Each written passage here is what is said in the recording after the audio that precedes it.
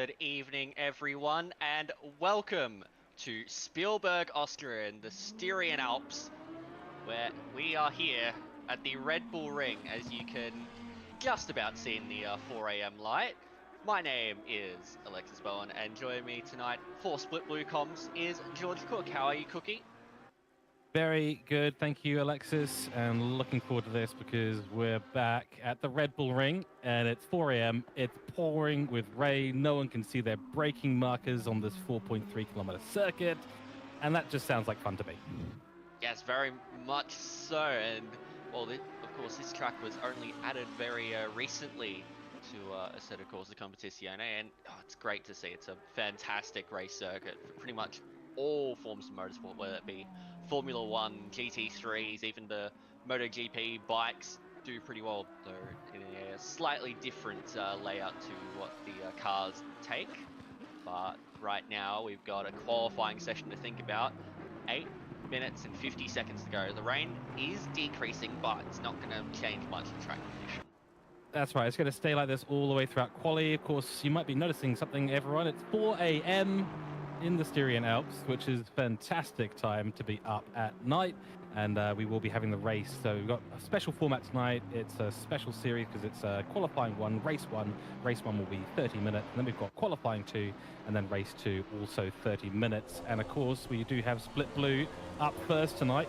Later on, we'll be joined in the comms box by Neil Haynes and Jamie Comboy, who will be there for Split Red coverage, and we do expect the rain to be a significant presence, let's call it that, Alexis, throughout the entire evening. Yes, certainly. I mean, if you've been around the OOR streams as of late, you have seen plenty of downpour, as we've had a bit of rain over this round here at Austria, but also in our most recent endurance race. So it's always going to be a factor. We do have to still investigate whether or not the admins are just lying to us in the settings that they post in Discord, whether or not ACC is just against us at the moment. We're not quite sure.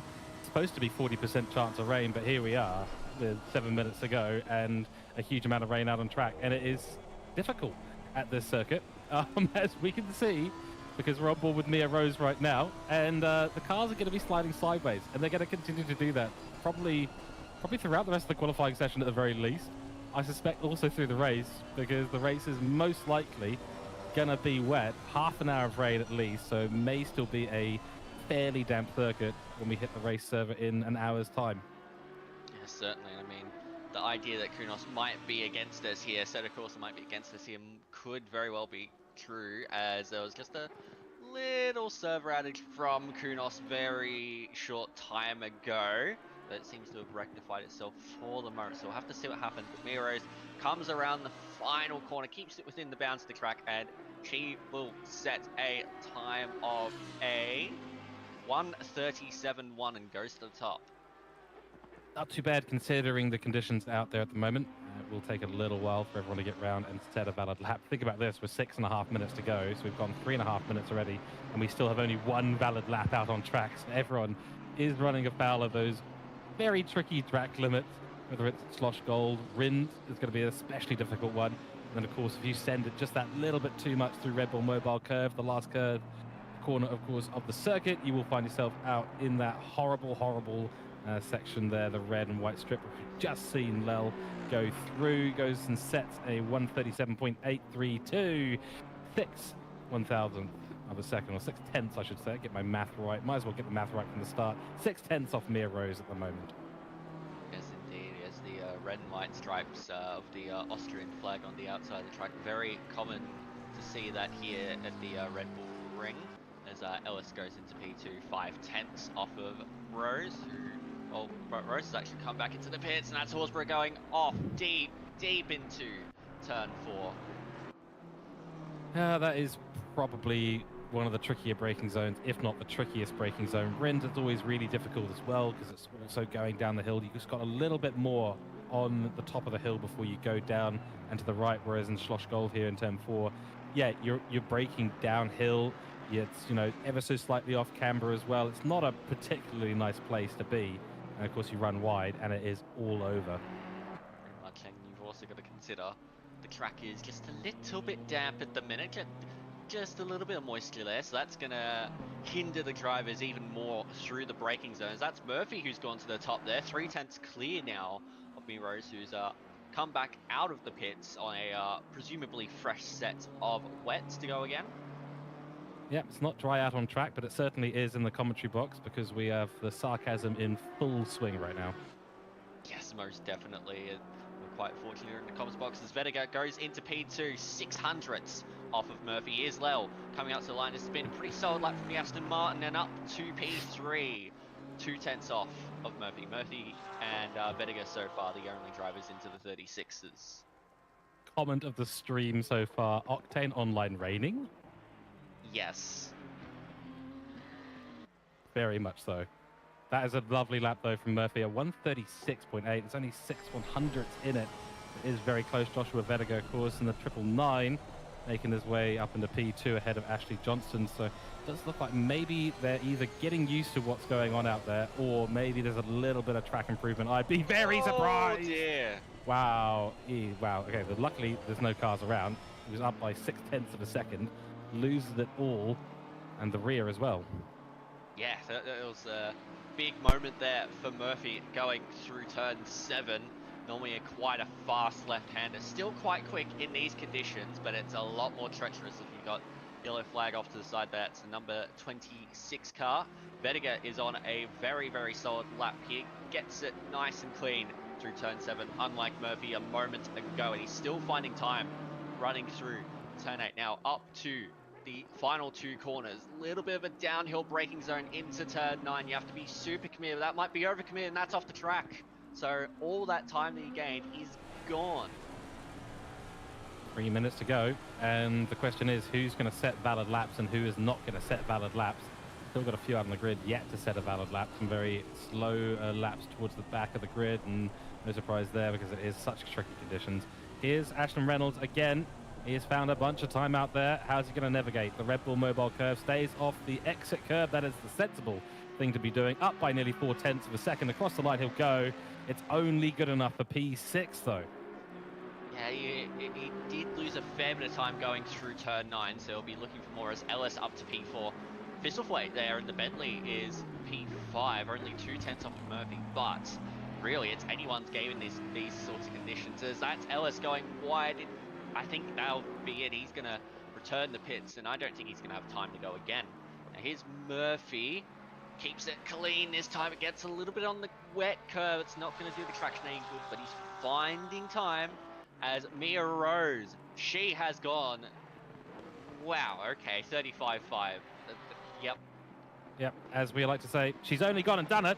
Well, let's see if Murphy can do it. Well, he's going to be nowhere near. Only 0.4 found out there as it is right now.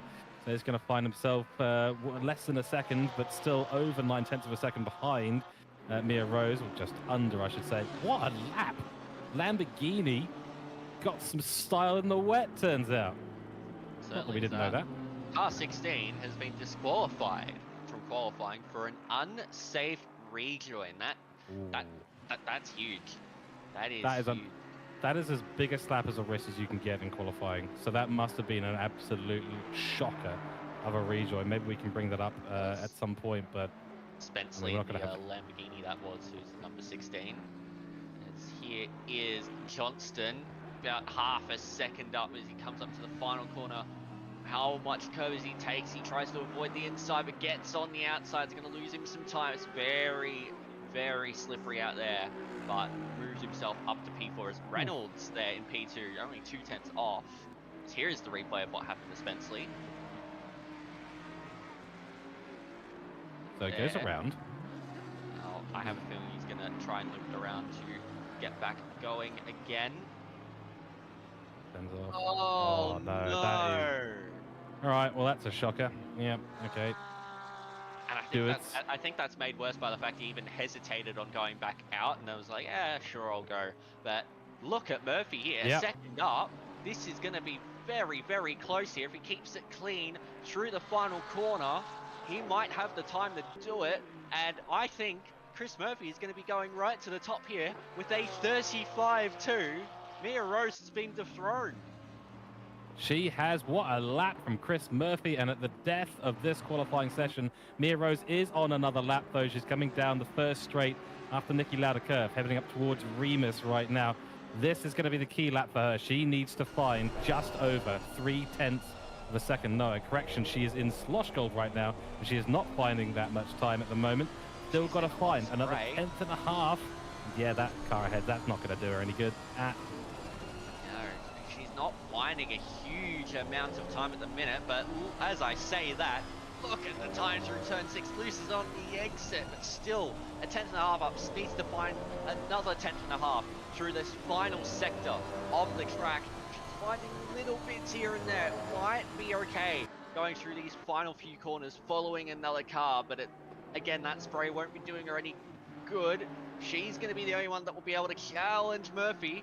Oh, she's gained a lot through there. How much can she gain in the final corner? She's gone wide. It's going to be tight, and I think Murphy's got it. Murphy has it. Mia Rose losing it all in the final corner. It's not enough. A 35.330. And I think Chris Murphy has done it.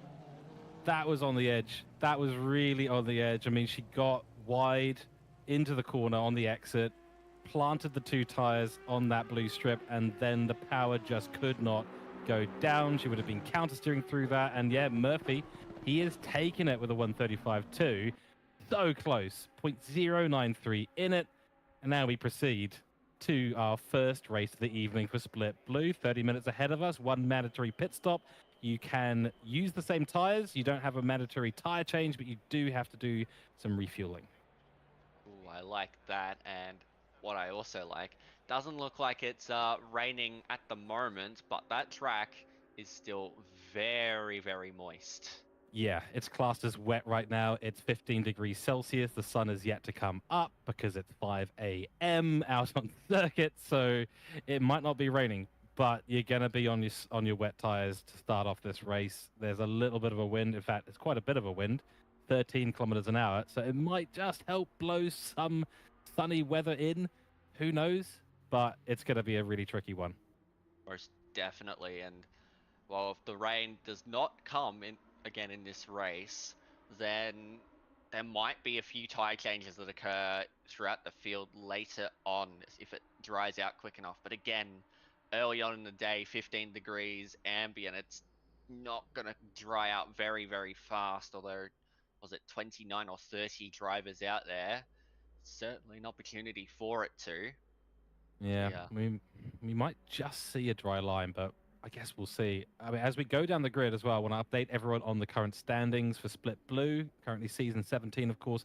Ashlyn Reynolds leading us away, 480 net points, followed by Joshua Vedega, and Mia Rose. They are separated by 78 points overall. Very close between Joshua Vedega and Ashlyn Reynolds. That's your pro category. Then Breno Ellis leading us from Chris Murphy. Is that a categorization there? It might be. And then Ashley Johnson, your top 3 for silver. You've got Garth Horsburgh, who's been very impressive this season so far in Split Blue. Pro-Am lead, Ishan Lel. And then, of course, Tom Kidman, your top 3 in the Pro-Am category. Then Chris Brooker, I should say.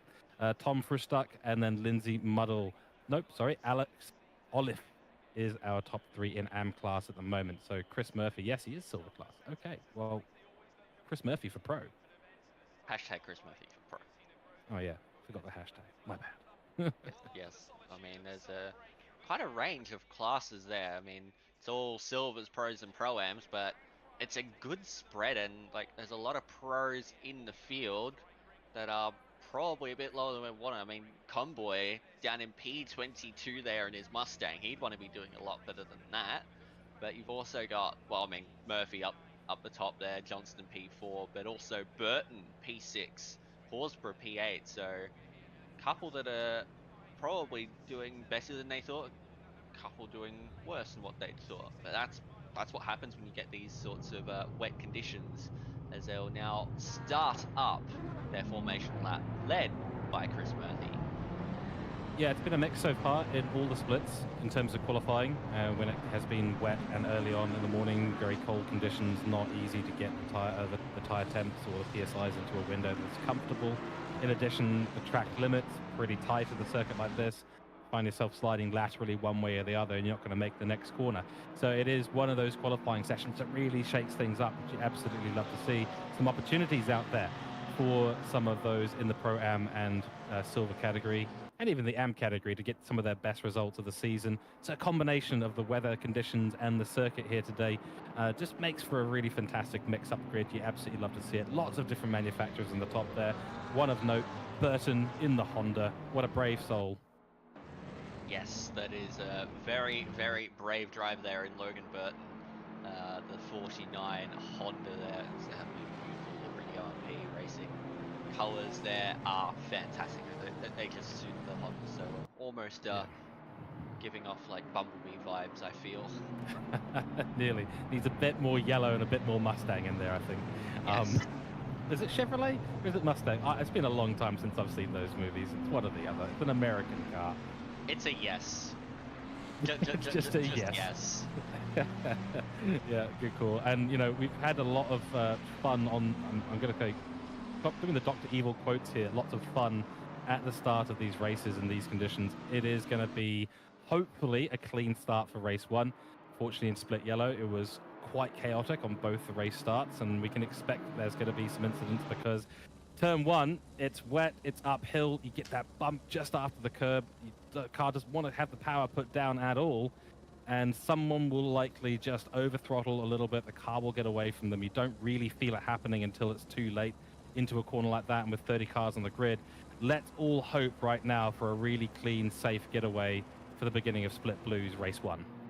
Yeah, and it's also a very, very tight turn one here at the Red Bull Ring, but we'll have Murphy, then Rose, Reynolds, Johnston, Vettiger, Burton, McDonald, Horsburgh, Scanlon, and Sykes. Your top 10, 30 minutes, one mandatory pit stop, not for tyres, just for fuel, but we will be underway very, very shortly here at Red Bull Ring. We are now underway, and it is a very, very good start there by Chris Murphy.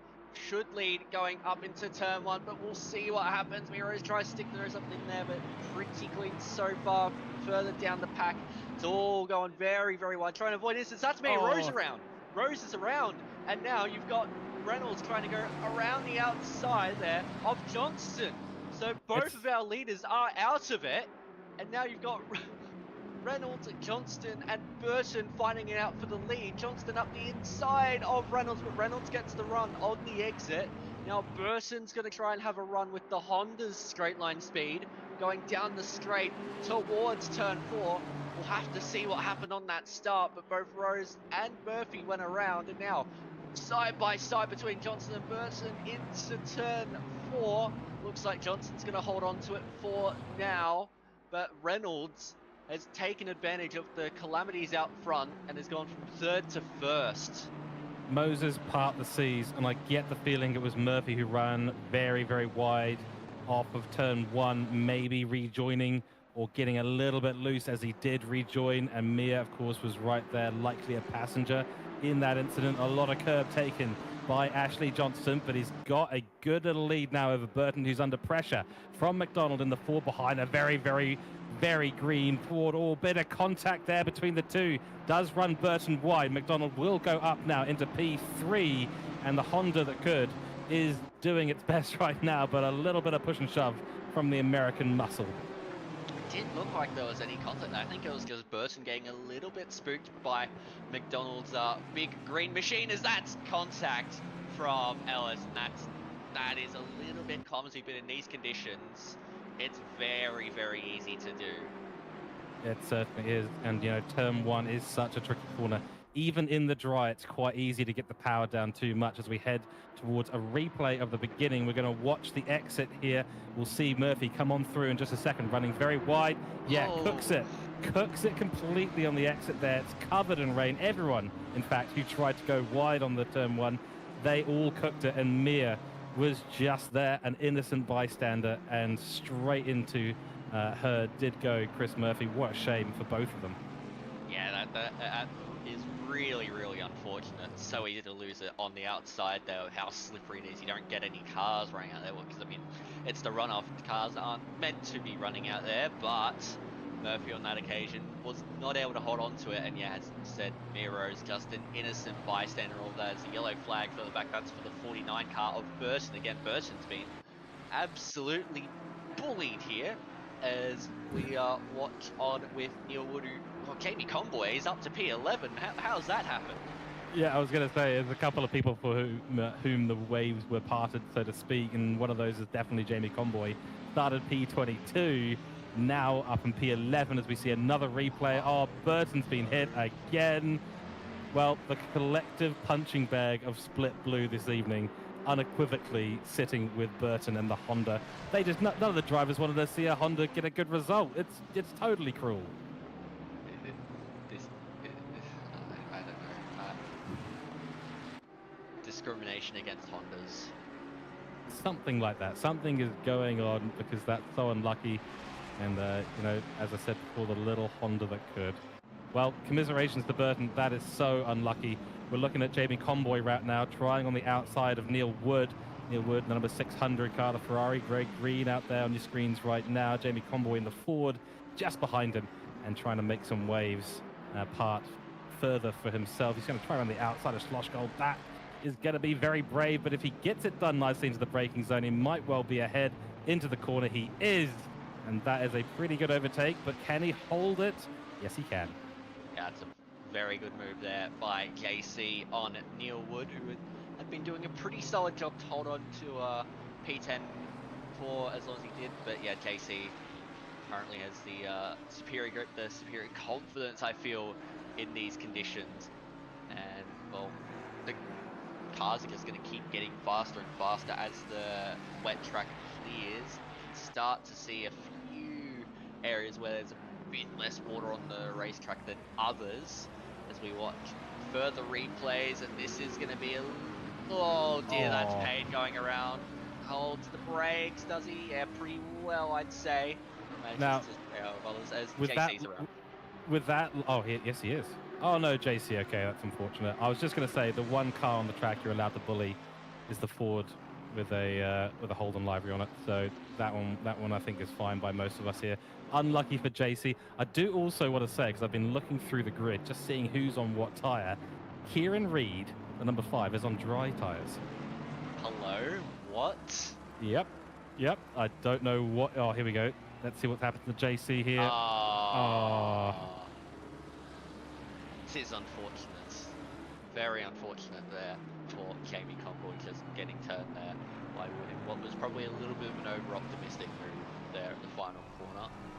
Let's carry on. Here's Vediger on the back of McDonald. McDonald, a very tough cookie to crack. And he selected the widest car on the grid. You know, we said it last time, Alexis, you know, we've been seeing this for a while now. McDonald is a tricky contender to get past. We all know that. Most of us here at Octane Online Racing have been behind him at one stage or another and have been challenged to find a good overtake on that man. But with a wide car as well, it's almost unfair. Yes, certainly. Well, at the same time, he's got to think about defending. He's also got Johnston right within his eye line, and the gap now 1.24 down to 5/10 per second. McDonald really flying. He's just set his fastest lap of the race, a 34.272. Current outright fastest lap of this race is the 28 Mustang of Reynolds out front, who is 4 seconds clear of Johnston.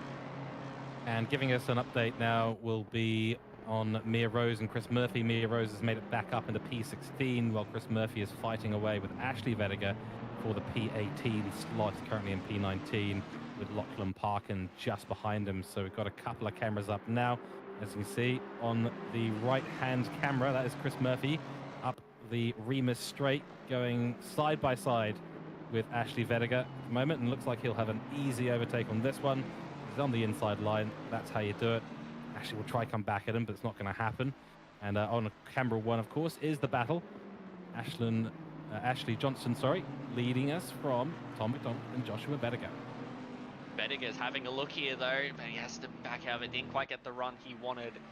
Coming out of turn 6, as it looks like Lewis has picked up a time penalty in there. We'll have a look at that once the cameras enlarged, but we'll keep an eye on these battles as KC now on Frushta going through turn 7. If you don't mind, it's not going to be easy to get a move done there. Sun is going to have the run going into turn 8. Frushta defends KC, doing a late minute avoidance. They're trying to go around the outside. It's not going to be easy. Loses all the grip there. And now Bendich is having a look, but Frushta losing the rear, coming out of the far corner. He's around. Can he hold the brakes? Can he avoid contact with anyone? Oh my. That's a tough position to be in, but it's probably far enough along that he should be able to avoid getting hit by anyone else that are paying attention to yellows. As now, McDonald under huge pressure from Bediger, and Ellis is getting involved in this as well, but I have a feeling Ellis will be picking up a penalty for his contact with the Honda of Burson earlier. We did just catch it at the end of that spin by Frustuck, and it was Mia Rose that took all that avoiding action out on the grass. That was a scary moment. Let's go on board for a replay. Oh, this is the view of Mia Rose, and oh yeah, good reaction there, of course, from Mia. That is a scary thing to see in wet conditions when a car is doing loop-the-loops in front of you. Most definitely. I mean, in any condition, seeing a car do loop-the-loops in front of you is never fun, as that's a pretty solid exit from Bediger, but again, he just can't quite get the run out of turn 6 to make a dive at turn 7. And I feel for Bediger, that's going to be his best opportunity. That Mustang just has too many legs in it to really allow the BMW to challenge on the straights and into the corners at 1, 3, and 4. And at the same time, McDonald is maybe just a little bit held up by Johnston, but Johnston's doing a fantastic job defending for the moment. Looks yeah, like the Aston Martin. Pistol Plate's in the background's actually looking for some wet track, so maybe the conditions are improving as that's Ellis up the inside. Just saw Vediger go a little bit deep into turn 1. That's an easy move for Breno Ellis. Yep, that's it. Once you run wide and you're on the sausage and you're on the red and white curbs, that is all but over. So that is the charge for Joshua Vediger, all but over right now. But he will be able to keep pace with the Lamborghini ahead. The BMW's got great straight line speed, of course, and is a bit of a weapon in the wet conditions. So we should see the very skilled hands of Joshua Vediger continue to make his way back through. It did look like the Mustang has got some really good corner entry.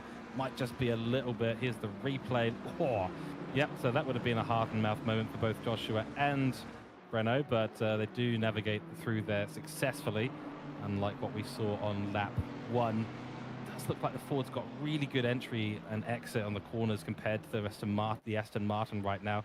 And whether that's just a driving style thing or just the lack of turning that the Aston Martin's got, this could be an opportunity here for Tom McDonald. We're keeping an eye out front. Will he do a dive? Will he move out? He's moved out. Will he stick a nose in there? He does. Johnston gives him room, but it's going to come of absolutely nothing at the end of this because he's going to have to go again. And that's the smart thing to do. I get so nervous in that corner when I see side by side.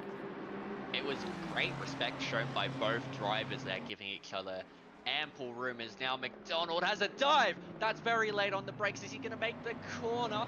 Somehow he does, but they both go wide, and here comes Breno Ellis with the run, having to go around the outside into turn 3. Well, they've got a little kink at turn 2, which in these conditions is probably a little bit of a turn here, but Vediger is on his way as well. As Fisselflate up the inside, Johnston has gone from P2 to maybe going down all the way to P6. As now here comes Vediger up the inside of Ellis.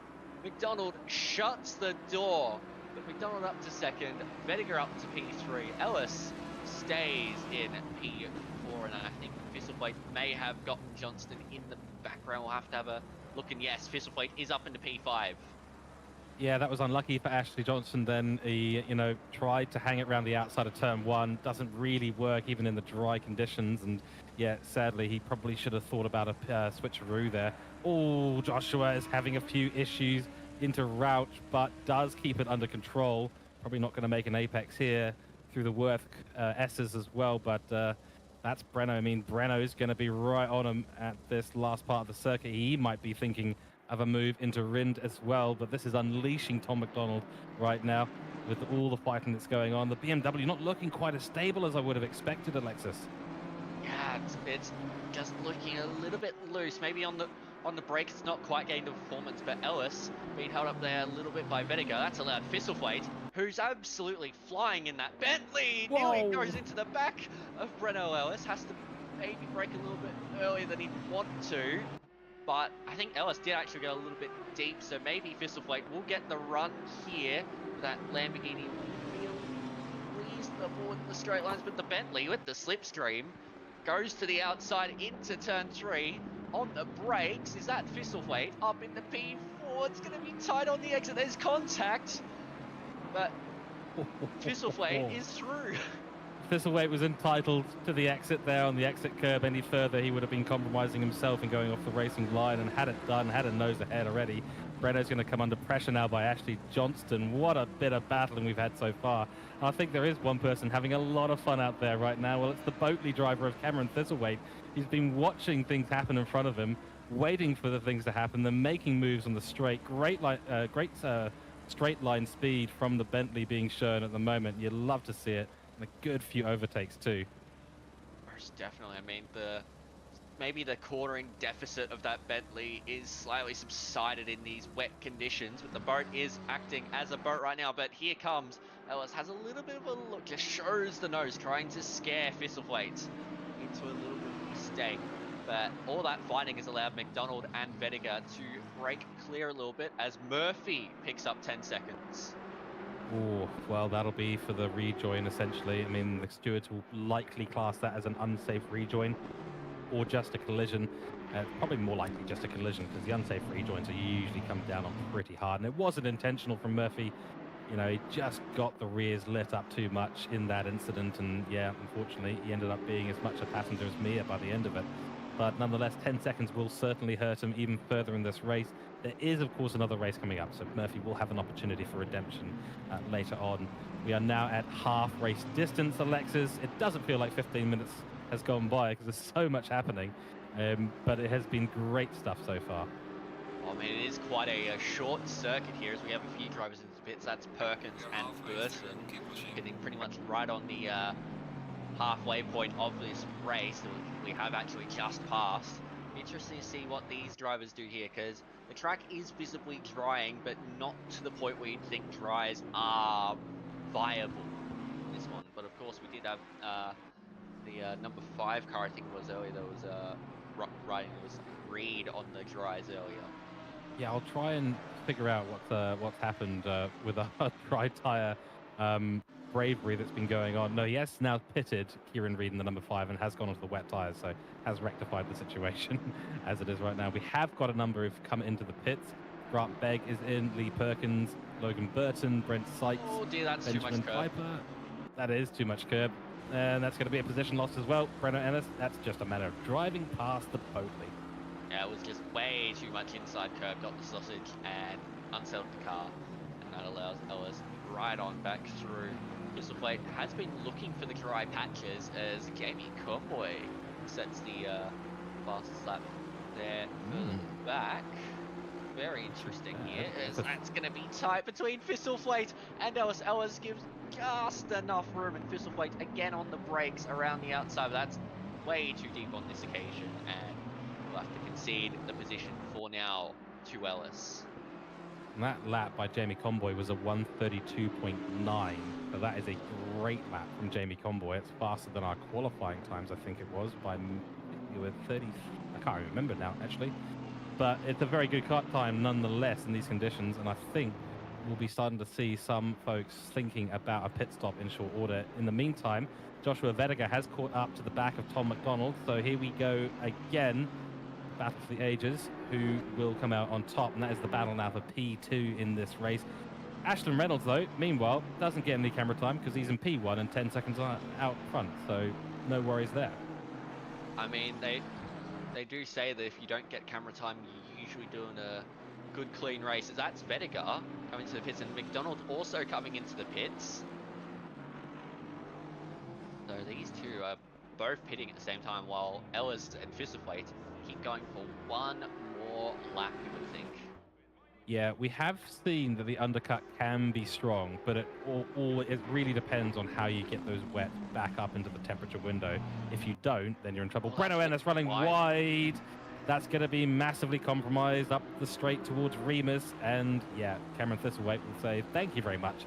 I will send this boat quite happily back up into what is now P2 in this race. Tom McDonald and Joshua Vediger in the pits. They'll be out soon. And I don't think by any stretch of the imagination anyone would be going onto the dry tyres in these conditions. Yeah, I have a feeling that these drivers will just be adding a little bit more fuel into the car and then going back out on their merry way, because as the track continues to dry, the worn wet tyres that we have on these cars will probably be a little bit better off than the fresh wets, you would think. Yeah, I'd say so. I mean, there is a little bit of sun starting to gleam through the clouds, so the cloud cover's being cut away slowly, but no temperature increase at the moment.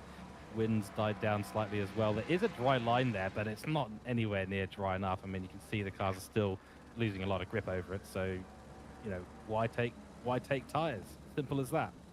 Yeah, and I mean, at the same time, you have Thistleflate, who has been looking for the wet patches, as that's Ellis diving in. Thistleflate's going to keep going. I mean, I don't blame him. He's got great pace at the minute.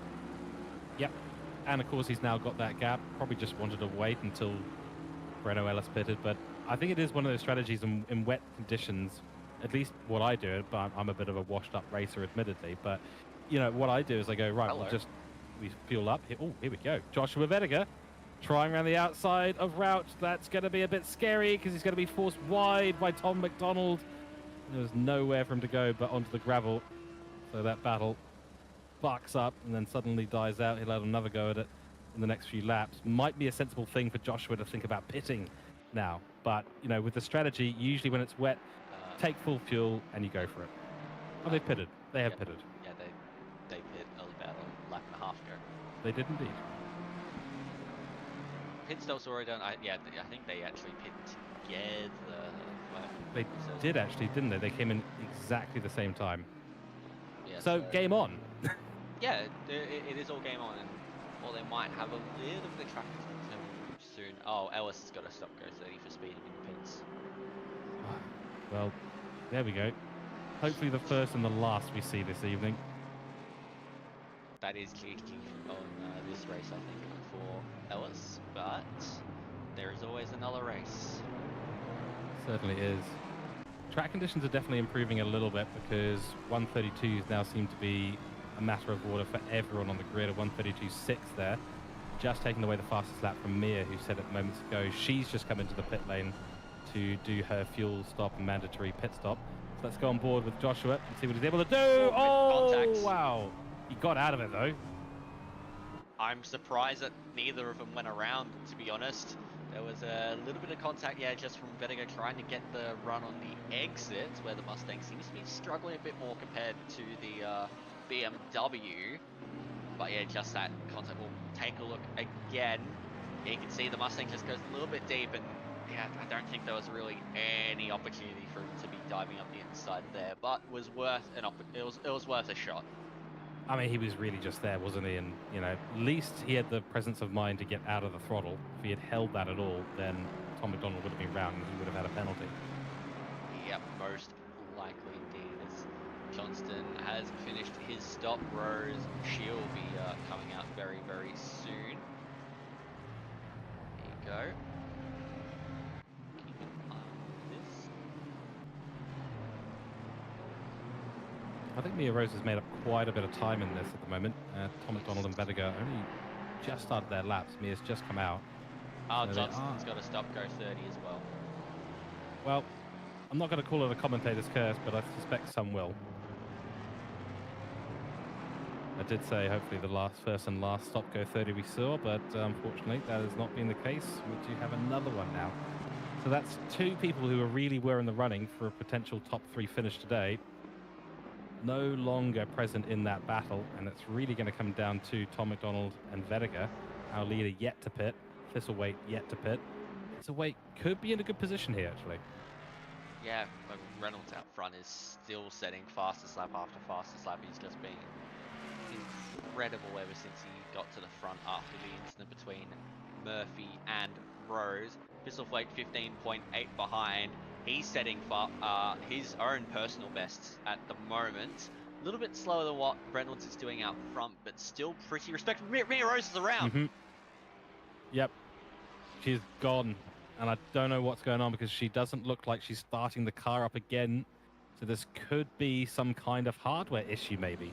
Well, that car was properly spun, so we'll have to see. Maybe she's just waiting for the right opportunity to get things turned around, but no, I think, yeah, she's gone back to the pits, returned the pits. Wow. Well, and another one. Get DJ Khaled in here, because we are dropping like flies at the moment, not necessarily getting out of the race, but certainly in terms of picking up penalties and getting out of the running. Let's see a replay. Just on the curb on the outside there, and oh, that is a bit of an impact, yeah. Yep. And yeah, I think it's stalled after that and just couldn't start back up again.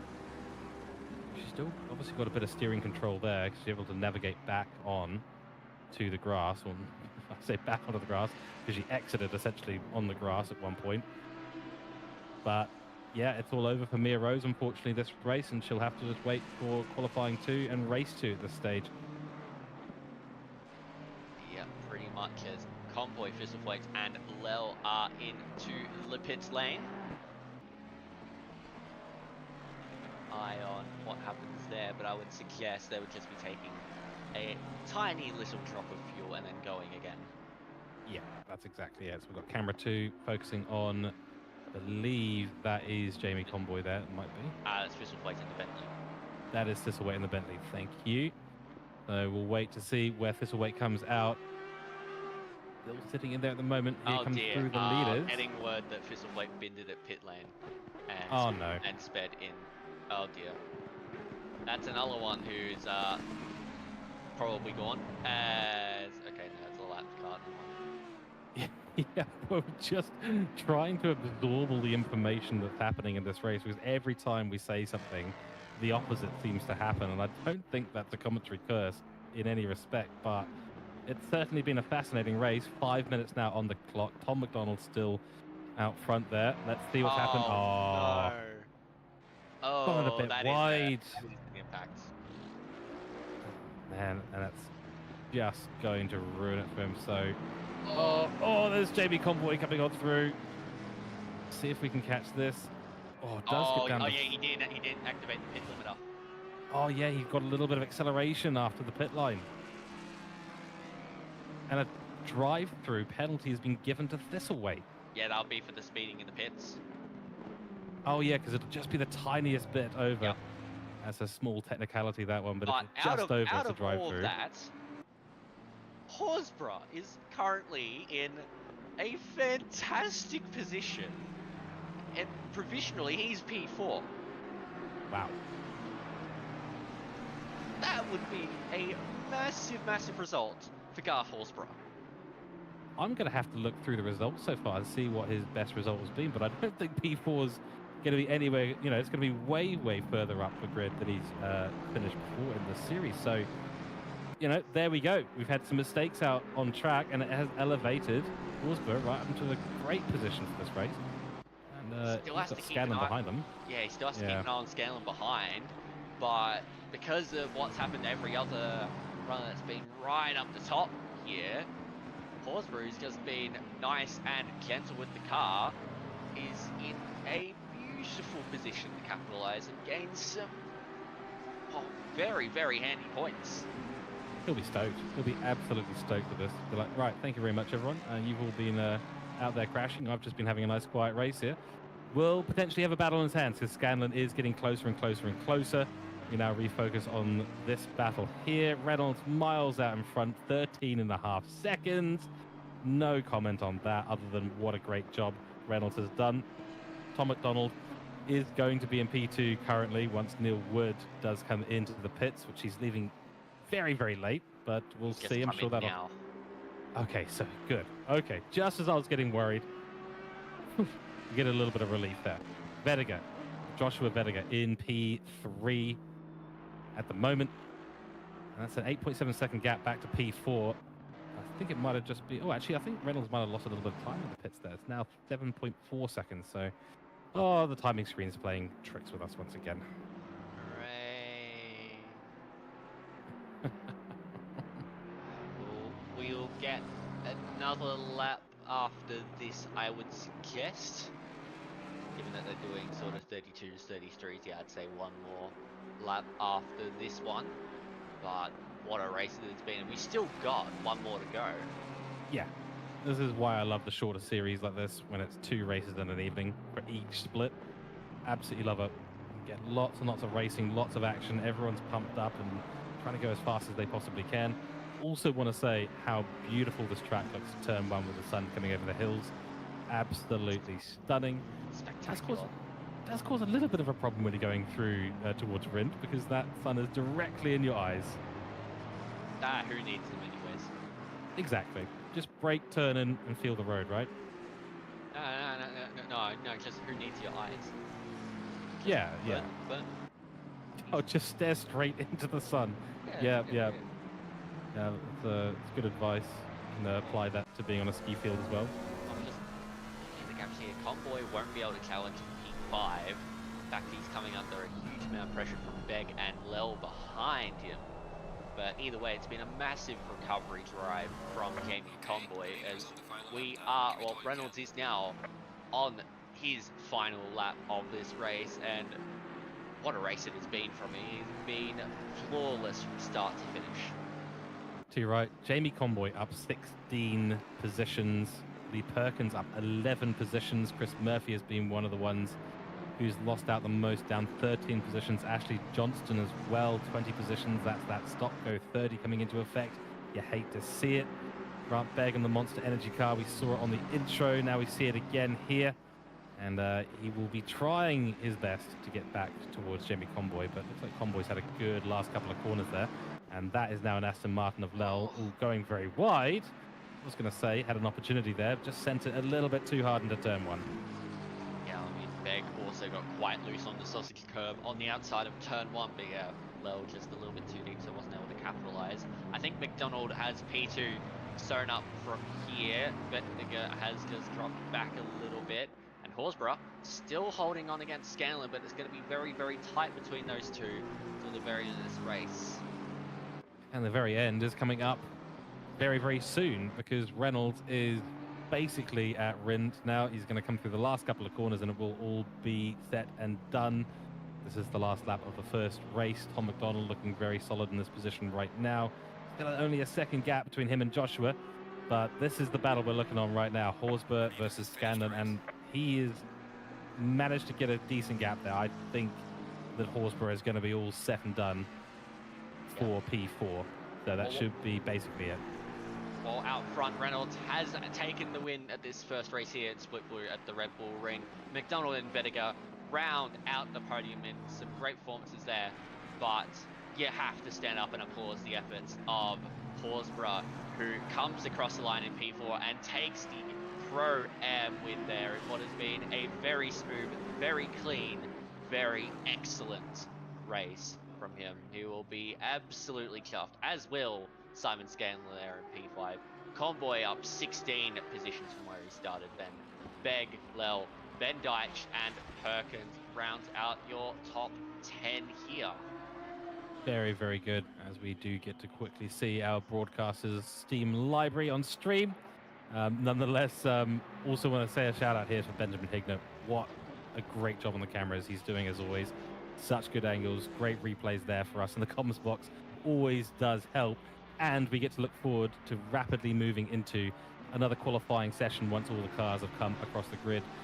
Frustuck will get the AM class win. He's in P21. That's another good result for him in AM class. He'll continue his charge at the top of that field. I think actually no, he is chasing down Chris Brooker at the moment, who I'm not sure where he finished, but we'll double check that in short order. Now, we've got to check here, because I think what happens with this is now we go to Sunday at 12 p.m. We do indeed. The sun comes out. It is optimum conditions, Alexis, 28 degrees Celsius on track. That'll be a relief for some on the grid, I suspect. Yes, most definitely indeed. Well, we've got another qualifying session to run here, another 30-minute race to run here at the Red Bull Ring. That might as well mention this. Oh, that's the Monster Energy card just pulling off to the side there of Meg, but so we'll be mentioning this now while we've got a little bit of a break in proceedings. But Saturday night, we've got a fantastic race coming up for you. The 90 at Nords, the race for Muller, a full multi-class Porsche race. We got 1 or 2 drivers per car. Qualifying will start at 8 p.m. Australian Eastern Standard Time, and this is all to support the fantastic bloke here in OR that is Sean Muller, who's been an absolute legend, not only in the races but also in the comms. He has been a brilliant man around the Octane Online Racing field, and we hope you continue to recover well, mate. And well, what's better, having a 90-minute race at Nords in the Porsche, or having Le Mans straight after it? I'll take both, thank you. Yeah, you can sign me up for both of those. It's going to be a great weekend of racing. I'm really looking forward to this race at Nords. Of course, you know, Sean Muller, we all know the voice, and the man behind it. He's a very, very decent human being too. So we're all supporting him in this and donating through his GoFundMe in support of his recovery. And we've got a few others as well. Mull, unfortunately, is also on the recovery as well. Neil, so our glorious leader, he is also just getting himself over a little bit of a flu, but nonetheless, we wish them all a speedy recovery. Jump into this second qualifying. Already got 8 minutes to go in this one. On board with Garth Horsburgh, the standout in the first race. Let's hope we can try and replicate that in this second race. We certainly have the confidence to go on with it, I'd say. Yeah, when you get one of your first good results, you can sometimes find yourself in one of two camps. You're either extremely nervous or extremely overconfident. So it'd be interesting to see how Horsburgh does go in this. I mean, we've seen that he's got some decent pace, had a good qualifying, reasonably good qualifying, I should say, in race 1 in the wet. Now we've got to see what kind of pace he can bring about in the dry conditions. And, you know, for some out on the grid, switching between those conditions at such short order can be a bit tricky. So it might just take a few laps for everyone just to get their eye in, figure out they can actually ride on these curbs and use the full track, because they haven't been able to do that for the last 40 minutes. So it will be interesting to see. Vediger, he's on an out lap right now and looking pretty quick in his Coke Zero liveried BMW. Love to see it. His father, Joshua, Ashley, I should say, a bit further down the grid in the Coke with Sugar livery. Keep an eye out for that. I think he's just a little bit behind there. But yeah, we're going to have a good one. And, you know, dry conditions, we've got 3 hours after this. So 12 p.m. for this qualifying. 3 hours later is going to be when we get to our race. So there is an opportunity for the rain to come back in there. Now, some will be a bit frustrated if it does, and they'll call it a commentary curse. I'll quite happily accept it. It is split blue after all. Yes, and I mean, yeah, the dry conditions will be a completely different challenge for these drivers to undertake. They've so much wet running over the past couple of weeks, and now right back into the dry running here for the second qualifying at the Red Bull Ring. Well, we'll see how they all go. Murphy currently doing what he did in Q1 and is on top of proceedings at the moment. He's just on a little bit slow. Okay, so he's just on a bit of an outlap here as we jump back to Vediger. He's finding a little bit of time through the middle sector, but it's just not quite coming to him completely yet. This stage, if he finished the lap now, he would go ahead of Murphy, but he's got a little bit more to go. He's got about a 10th in hand. Yeah, we'll need to be above the 0.44 delta in order to get up into P1. Still plenty of time in this qualifying, though, so there'll be a time for Chris Murphy to fight back and to retake the lead. And this is going to be pole position. Provisional pole position for Joshua Vediger goes across the line, a 1:28.227. Very solid lap there from the BMW driver. On board with Breno Ellis now, who's also finding plenty of time. Will need to be finding about 0.8 to get into the top spot. But this will put him solidly up the grid, probably looking at P3 at the moment. Won't quite get there towards where Chris Murphy was. He's finding a lot of time, though. Do I have to eat my hat? I might do. It's going to be close, but it's not going to be enough for P1. Breno Ellis will go across the line. P3 by less than a 10th. Your hat has been eaten. It is very much. I'm going to go and do that right now. Might have to eat a shoe as well. Oh, no. I believe that has been a bet in OR before. That if driver had a good performance and a shoe would be consumed. I believe that driver did have a good race that time around, but I'm not sure whether any footwear was eaten in that occasion. Yeah, this is why I stick to prophecies and predictions, not promises, in commentary booths. Yes, most definitely. But Ashton Reynolds not far behind. He's taking the form from his first race with him, and he's right there with Josh Vediger, who did have a little bit of time, but has been losing in this third sector where he was very good on his previous lap. Meanwhile, Reynolds is finding time going into the third sector. He's about a 10th up at the moment, keeping things nice and clean and consistent, using all of the track that he possibly can. And that is a key factor here at the Red Bull Ring. You've got to use as much track as humanly possible without spinning the car out or going just that little bit too wide and validating the time. Will get held up a little bit here by the promoval entry of Piper, but it's done very, very well. 3/10 up. This is going to be into the 27s at 27.892. Oh, that's pacey, and what a beautiful way he's gone around the Red Bull mobile curve. Nice bit of braking on entry, lined up the exit, full on the throttle, used all the exit. What you like to see. We're on board with Chris Murphy at the wrong time, and that's a place that he wants to forget on this track, given what's happened in race 1, and he'll have to go again. Here's Horsburgh, and he is up in P6 right now, almost 0.5 off the top time. He is separated by 100th of a second from P5, so he had pace in the wet. Well, he's got it in the dry too. Most definitely indeed. He's just not quite got the exit he wants out of turn 3. Still doing a very, very good job as we watch Ellis on the line.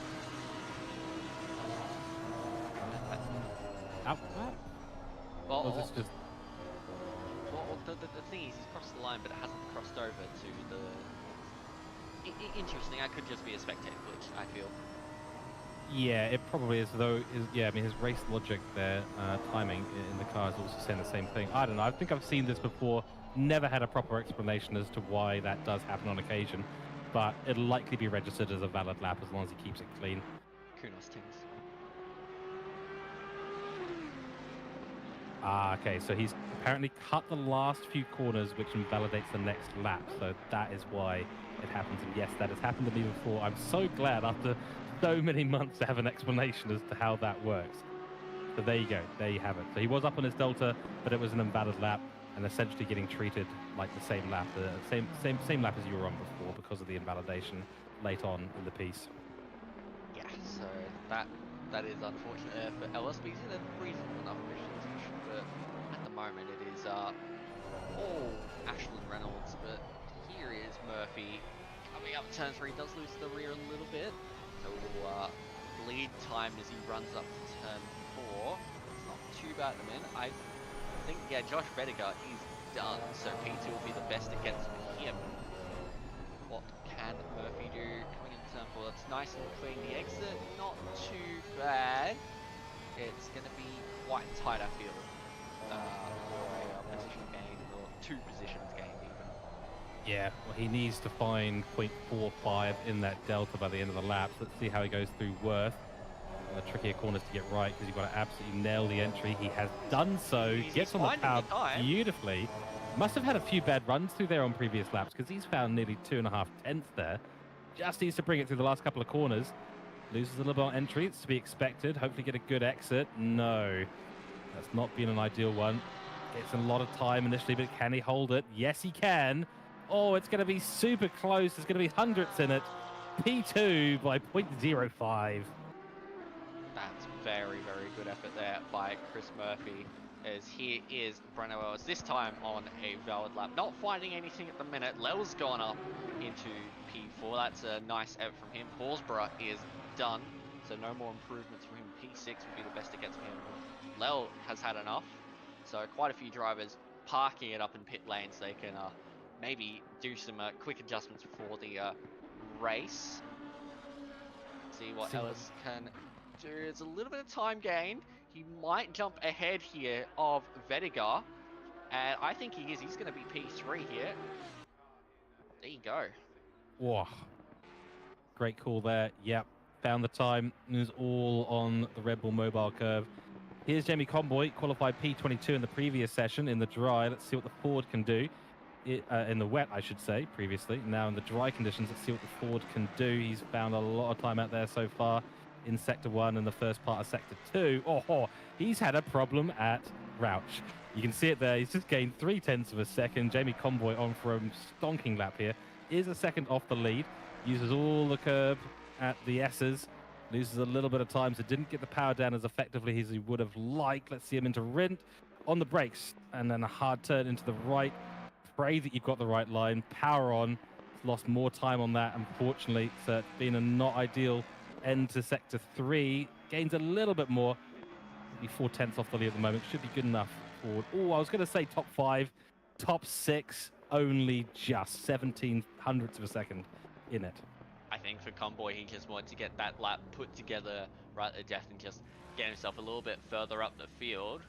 As that does it there for qualifying here at the Rebel Ring for the second part. And definitely a few more clouds, but it's still dry. It is. It's 29 degrees Celsius on track, 22 ambient. It is dry, and it looks like it's going to be dry for the next 30 minutes. Optimum conditions, no wind. We're on for a dry race, Alexis. Polar opposites. We've had both sides of the coin today. Good. I'm quite happy with that, actually. Seeing both a wet race and a dry race transpire here should make for something exciting even here in race 2. But it is Reynolds on top from Murphy, then Ellis and Vettiger. Lell there in P5, Conboy there in P6, and we had a pair of McLarens, Horsburgh and Begg, doing nicely there on the 4th row of the grid. Then you had McDonald and Bendike getting into the top 10. Nicely done from him. We don't look at that library, though. No, just turn the camera away beautiful. while we go past it, please. What No, are you no, no. Oh, talking no, about? just turn it away. Turn it away. Oh. No, no. I mean, at least at 4 a.m. you can see it. Yes, it's very colourful, admittedly. Then Ashley Johnson in P11, Brent Sykes P12, Piper. That's a good qualifying result there, P13 at the moment. Steve Lewis on the left-hand side. And here's another abomination. We've got 2 abominations on the grid. And this is absolutely... Even I'm not worse sure if with this the white rims. Ugh. Yeah, I think that, you know, when you're creating a livery, you either want to look good or you want to look really, really bad. We had a couple of beautiful meme liveries yesterday in Split Yellow. Absolutely atrocious, but you'd love to see them. Yeah, it just keep you on your toes. Keep you on your toes. I mean, whenever I think of meme livery, all I can think of is just Chris Cooley's cars. Yeah, exactly. The Pepe cars. They are a brilliant piece of work. Cameron Thistlewaite, qualified in P25 today. There's the OMP Honda. So Logan Burton, sorry, quite a way down the grid. You do see a little bit of camera drone operation there. Stunning stuff from Benjamin Hignett. Big thank you to him once again. 50 seconds till we get this session started. There'll be a few out there just switching to those dry setups, getting themselves ready. Make sure you start on the dry tires, otherwise you're going to have a horrible time. Then again, it is a way to get through your mandatory pit stop quite early on in the race. Yes, most definitely. Although, again, you don't really need to change the tires here, so it would be quite the waste, I feel.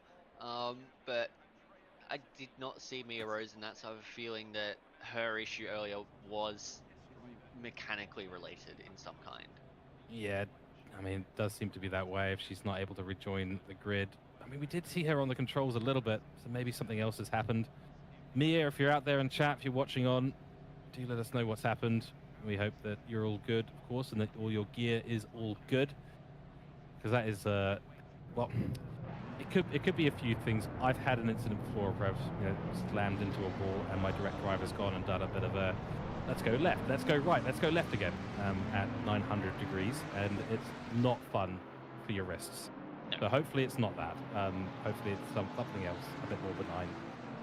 Direct drive wheels are always fun for that sort of thing, aren't they? As that is McDonald moving further down the field. I believe he's gotten a grid penalty. Ooh, that would be good to get confirmation if that is the case. I wonder what that is for. It'll be for me, I would say. Yes, it would be in the qualifying session. Oh, well, that is not a great start for Tom McDonald. That does mean that everyone behind him is going to stay in the positions that they are. No, I'm just kidding at the moment. But yeah, P9 looks like he's lined up in. even further down the grid than Oh that, yeah, actually. well he qualified in P9, but he's dropped all the way down to about P12, P13, yeah, P13. So P13. Wow. yeah, bit of a whack there, but we'll see how that goes. That does promote Ben Dyche, Johnston, Sykes, and Piper up a place on the grid. Yes, and there's Jamie Convoy trying to make his way back to P6.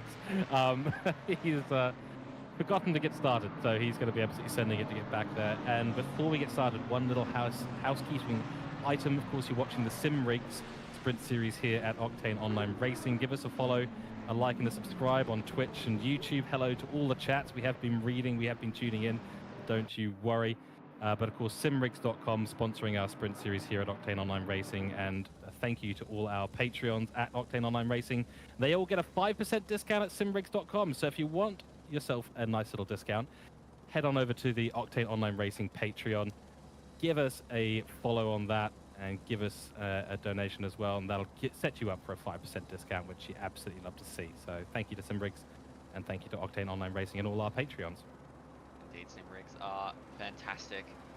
Boys and girls over there, they do a brilliant job providing sim gear to all in the world, mainly Australia and New Zealand. But we'll get started with this race very, very shortly. Moving on, we go further back, but it is up the front. It is, well, the time board's gone a little bit off board, but it is Reynolds, Murphy, Ellis, Vediger, Lel, then Convoy, Horsburgh, Begg, Van Dyke, Johnson's. We are underway, and that is a fantastic start from Reynolds. Murphy's been caught napping a little bit. Ellis is going to try and go around the outside. It's going to be Calamity into turn one, and yep. Oh there no. you go. And then once again, it's Murphy, and that's Convoy around as well. They all managed to avoid the cars, but that's quite a few big hitters. That's Murphy, Ellis, and Convoy involved. Vediger dropping down the field. Begg up the inside in the monster McLaren. Can he make the move stick? Ben Dyche might even have a look. In fact, here comes another. Oh, that is the 454 of Sykes, but Vediger manages to hold on. But Sykes has made a big move there. Wow. It's always turn one. It's always lap one. It always happens. We've seen it happen once again. We'll go back and we'll dissect that at some point. Lots of side-by-side action. Bendick currently in a bit of a battle with Ashley Johnson. There's contact, and Bendick has gone to the right-hand side of the grid. That lets Tom McDonald through. Piper is on the rear of McDonald dear, as and well. there's Calamity further back. That's a huge pile further back. Oh, it's Burton again. It's Logan Burton, the 49. Stop bullying him. Oh dear, but safety car. There we go. Yeah. I mean, look, we didn't have a safety car initially. There was, maybe 4 or 5 cars involved in that. That's about 5 less than there were in race 1, where we had the safety car immediately. But then after that continued incident there through Slosh Gold and all the way through Rauch and Worth, I mean, the only thing they could do was call a safety car. Let's take another look at this. Yeah, too much curb from Murphy. Way too much curb. Yeah. Really tricky though, isn't it? Because when you get squeezed, you have nowhere to go, and you know that it's going to happen, don't you? Yeah, that's it. There was just nowhere for him to go, really. That's always going to be something that can happen at turn 1 with how tight and tricky it is. As here's the replay of what happened to Burton, and they just sort of converged on each other. Yeah, it's almost like they didn't know each other were there, because they just collided. Out of all that, Reynolds still leads, but we've got a Pro-Am double finishing out the podium at the moment in Lel, and look who it is again. It's Horsburgh. Yeah, he's in P3. He's going to be fighting with Lel, of course, and we'll go for another lap, of course, in the safety car. A few things still being sorted out, giving everyone a little bit more time to cool off in the cockpit. Yeah, Horsburgh, he's in the right position once again. He's going to have Grant Begg behind him, though, and Joshua Vediger. We know Vediger will be trying to make his way up on Begg as soon as possible, so there will be a lot of pressure for both those Pro-Am drivers to deal with. Brent Sykes has had a good start as well, up 6 positions. Both Horsburgh, Begg, and Lel up 3 and 4 positions. And guess who? Once again, Cameron Thistlewaite. There's no rain here. Let's go for the replay. Oh, nowhere to go. Ooh. Okay, there was somewhere to go at the last possible moment.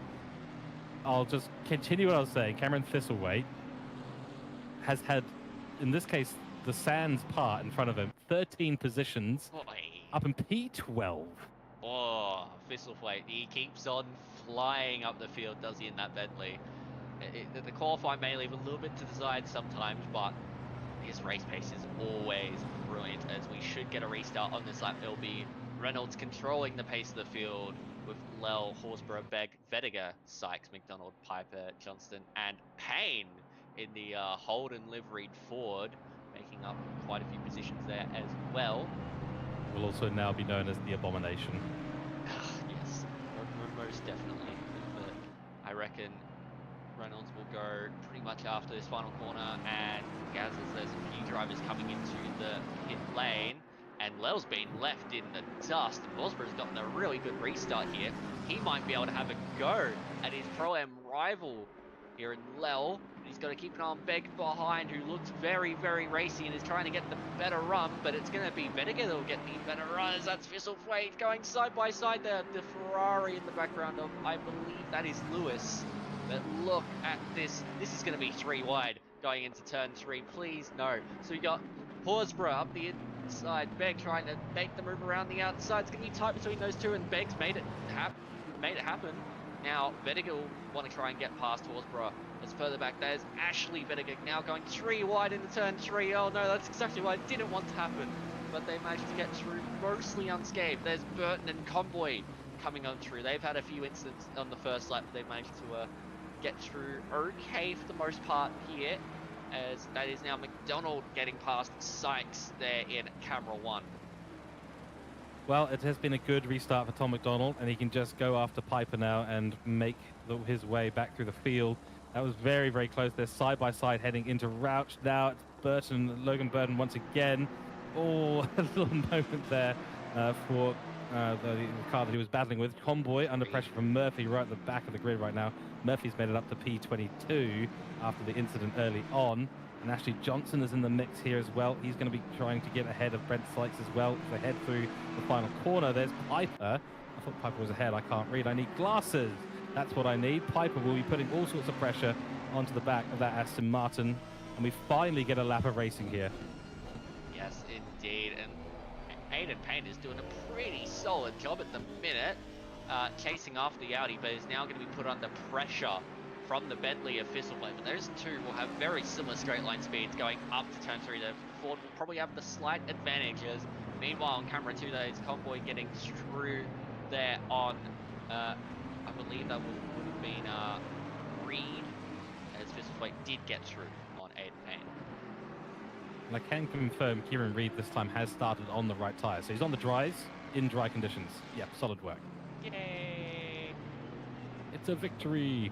That was Thistleway up on the 3-2-23. Horsburgh just onto the gravel there, coming out of turn 4, and that's going to allow Vediger to go around the outside into turn 6, and he's done it very well done there by Josh Vediger. Now, what can McDonald do? Well, I'd expect an overtake at some point. Horsburgh has just been falling backwards at this stage, and that's a good run for McDonald. Horsburgh goes defensive, though. He'll have the inside line to Ren, but look at the speed of the Ford. He'll take a wide line, and that'll be it. Yeah, Horsburgh does sort of back out into that corner, knows there's going to be a car on the outside, and he's got no ability to fight back over that overtake from McDonald. Now there's Brent Sykes, so Lell has been sort of let loose. He'll have to contend with Grant Begg in short order as well. So Horsburgh now in P6. Brent Sykes maybe look up the inside, doesn't go for it. That'll let Ashley Johnson get a really good run on him down the straight. Yes, indeed. These drivers do need to be careful of their track limits, though. Quite a few went wide going through turn 9, turn 10. And, well, they may have been a little bit more forgiving in the rain, but in the dry, the game will hold no prisoners. It will be absolutely ruthless on track limits. And even in a 30-minute race around here, it can bite you hard. As it looks like Sykes was able to defend against Johnson. Now Johnson's under huge pressure.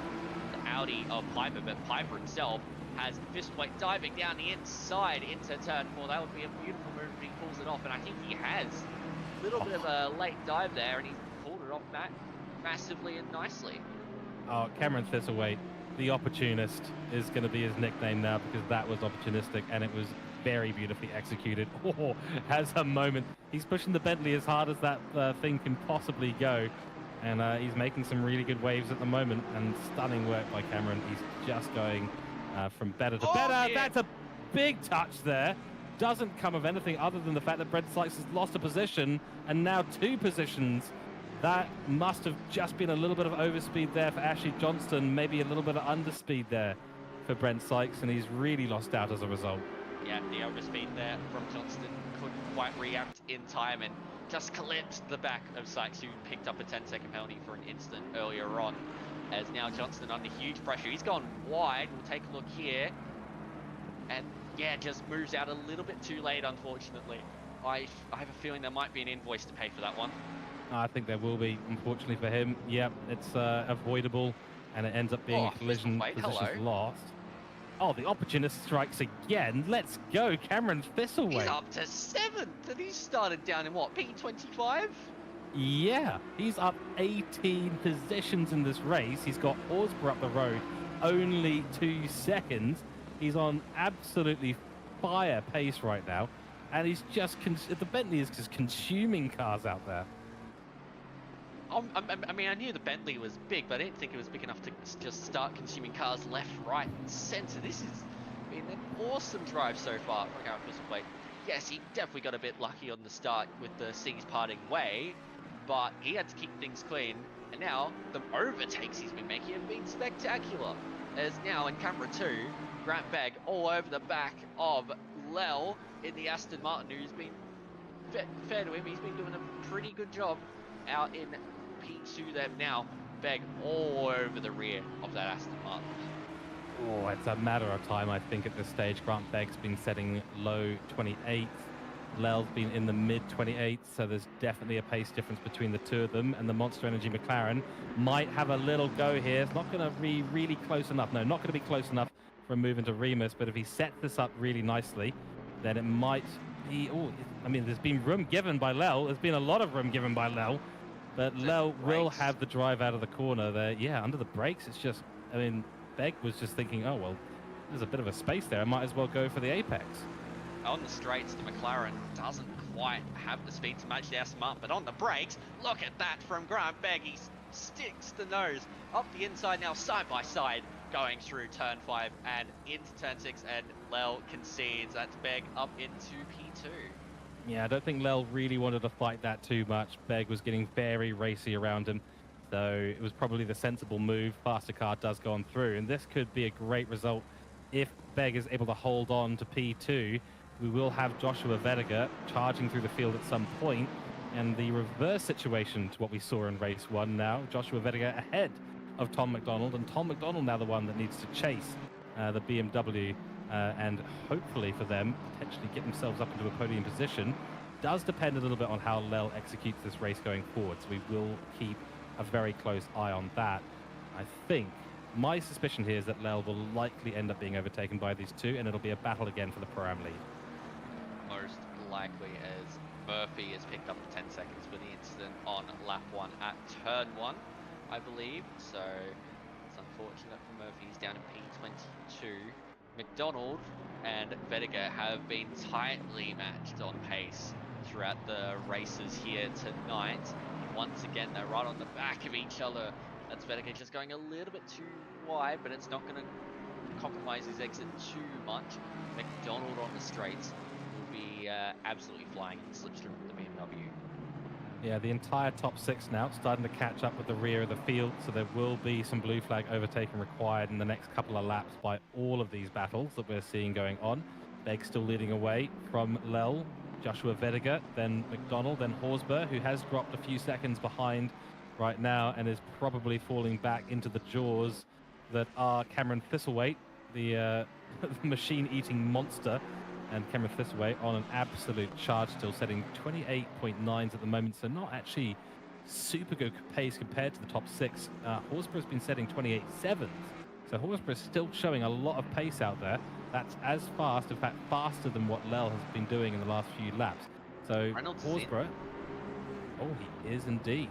He doesn't want to get caught up by this blue flag traffic. Yep, I think that's a really good call. I mean, we are getting close to halfway through this race. I mean, time has just absolutely flown by so far. That's ridiculous, isn't it? I mean, yeah, we are 14 minutes through. Yes, we've had a safety car. Yes, we've had a couple of laps under the safety car, but man, the action has been all go. So this does elevate Grant Begg temporarily up into the lead of this race. I do think it's a really good decision there from Ashton Reynolds. He knows that the traffic's coming up. There's a huge gaggle of cars there. There's about 10 cars in a row to navigate, and that's just going to be danger zone. So to get out there now, get in the pits, and look at where he is. You can see him in the pits at the moment, the number 28 car. He is going to have clean air for the days once he comes out of the pits. Yes, indeed. I mean, the blue flag traffic pretty much extends all the way from the drivers that have hit all the way down to last place. Yeah, that's exactly it. They're not separated by a lot of time either, so you're going to find yourself trying to pass under blue flags with battles going on all around and a lot of possibly anxious but very eager drivers, and it might be interesting to see. No one here pitting. I did think we might see one. There is one. That's a bit of a late dive. Coming into the pits. Hit the line. It's not the line, but it's a line. And McDonald does decide, yep, I'm going to come into the pits. Maybe try a bit of an undercut strategy on Joshua Vettiger. If this is anything like the F1 series, then the stewards will be looking at that pit entry very, very closely and probably not with the greatest of lights either. Yeah, I've heard that they're potentially giving some warnings out for that kind of a maneuver. I saw that yesterday in Split Yellow. There was a lot of chat and comparisons to Watkins Glen, where the stewards are very, very strict on using the pit entry lines, and there was no use of the pit entry line there whatsoever by McDonald. Yeah, like, it was so late of a decision that he nearly missed his opportunity completely. I mean, realistically, he did, but we'll have to see what comes of it. Yeah, it's one of those tricky ones because when there's no traffic around you, it seems like a safe thing to do. But, you know, we've seen it. All of us have seen it. Probably some of us have been subject as a victim of it. And when a car goes wide and follows the racing line, then suddenly dives in. If you're trying to make a move up the inside, because there is a slowing car ahead, that's the only place you have to go. It's on the inside through Rind, and that means you're going to be having a collision. Yeah, pretty much so. Again, we'll see what the stewards decide, but Reynolds is a fair way clear of Big John at the minute. Looks like it's by about 3 seconds. Seems quite close, if you ask me, but we know that Reynolds will be absolutely sending it now in that clean air. But this could be really, really good for McDonald, because now Joshua Vettiger's stuck at the moment behind Lel. Might be going for a move here into Remus. Let's keep an eye. He's trying to look for the inside line. Doesn't find it. We'll have to try late on the brakes and around the outside. And a switcheroo is the decision being made by Joshua Vettiger. Smart decision, because he will have the run on the second back straight. As we head in towards Slosh Gold, Lel going for the defensive line. That'll have to be around the outside once again for Joshua Vettiger. Dives to the outside, late on the brakes. Oh, says hello, I'm here. I'm taking this line, and does it. What a move from Joshua Vettiger, if you don't mind. Wow, that was incredible around the outside. Looks like they were going to make contact for all money, but yeah, just with how late Vettiger got on the brakes and how well he got that BMW turned in, it was simple for him. Yeah, I mean, that's probably one of the kinder ways to have a door shut in your face, I would suspect there. Looks like Lel's going to come into the pits. There's the pit entry line being used. I think it is a smart move. Yeah, so does nail the pit entry, gets in, we'll go for a bit of clean. Oh, here we go. Okay, so that's our current provisional leader in. That was close. Yeah, that was closer than it should have been there for Lel. Nearly got himself a pretty nasty penalty. I think he just got it slowed down though, so it should be okay. Should be. Now, this is the interesting thing. What are the gaps going to be compared to Ashland Reynolds? Yeah. McDonald set a couple of good laps. Strategies. Yeah.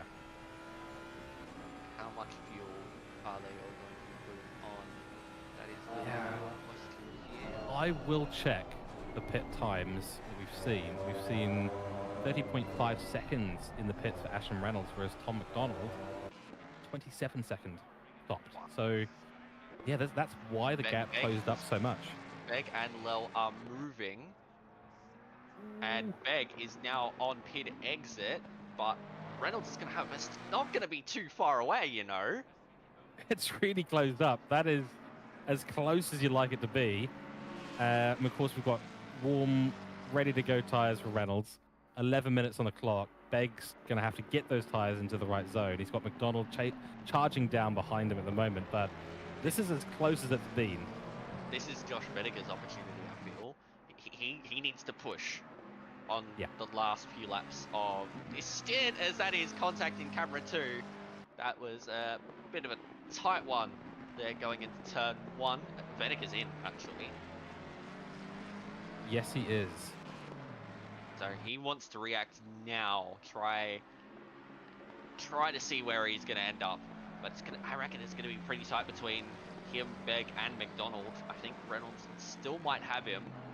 It's all going to be nice and tight, I guess, again, depending on the pit times.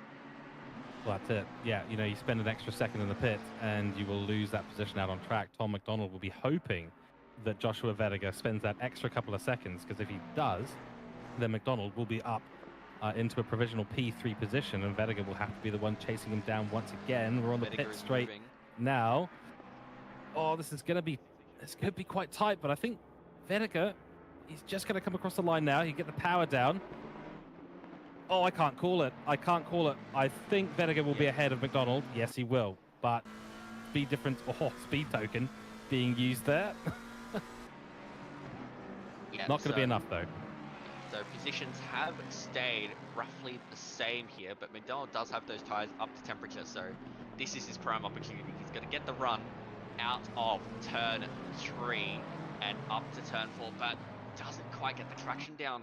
The Mustang does struggle on exits a little bit, but the straight line speed here will be telling him, again, it's just not quite there for McDonald, so for the moment, he will need to stay behind. Yeah. When you get the power down on that Ford, the rear end does not become your friend. There's a real subtle balance to be had with a machine like that. But it's still very close, so it could all very much go McDonald's way, and it'll be potentially a podium position. He's staring right at it as it is right now. Joshua Vedeker will have to find some pace and quickly get those tyres right up into the zone that he needs them to be in and start that charge after Grant Begg, who's only a second and a half, or just under a second and a half up the road. And another second and a half is the leader of this race. So it is as close as it's been. Yep, but essentially 4 seconds separating the top 4 right now. Yeah, that's it. That's incredible how that's transpired, as White is now moving in pit lane. He will come out a fair way behind these guys, and it'll be interesting to see where he comes out in comparison to Horsburgh. I think he'll be behind by... Oh no, he might actually jump Horsburgh here. It's going to be tight. But I think Horsburgh will just about hold on to it going down straight. But that's tight. That is so tight. Oh dear. Well, I wouldn't want to be Horsburgh in this situation. Oh, okay, here we go. And again, it's the traction. It's the traction out of these slow corners that just kills the Mustang's momentum. That's going to be gutting for McDonald. He will have another go. He's obviously got the pace right now. Vedeker still trying to get up into that window for those tyres. That's a lot of pressure. And it's costing Vedeker in this battle with Begg too. Most definitely. Oh, he has a look into the next turn at turn 6, but Vedeker is wise to it. Please, this is once again a brilliant battle between these two. Race 1, it was McDonald defending from Vedeker. In race 2, it is Vedeker defending from McDonald.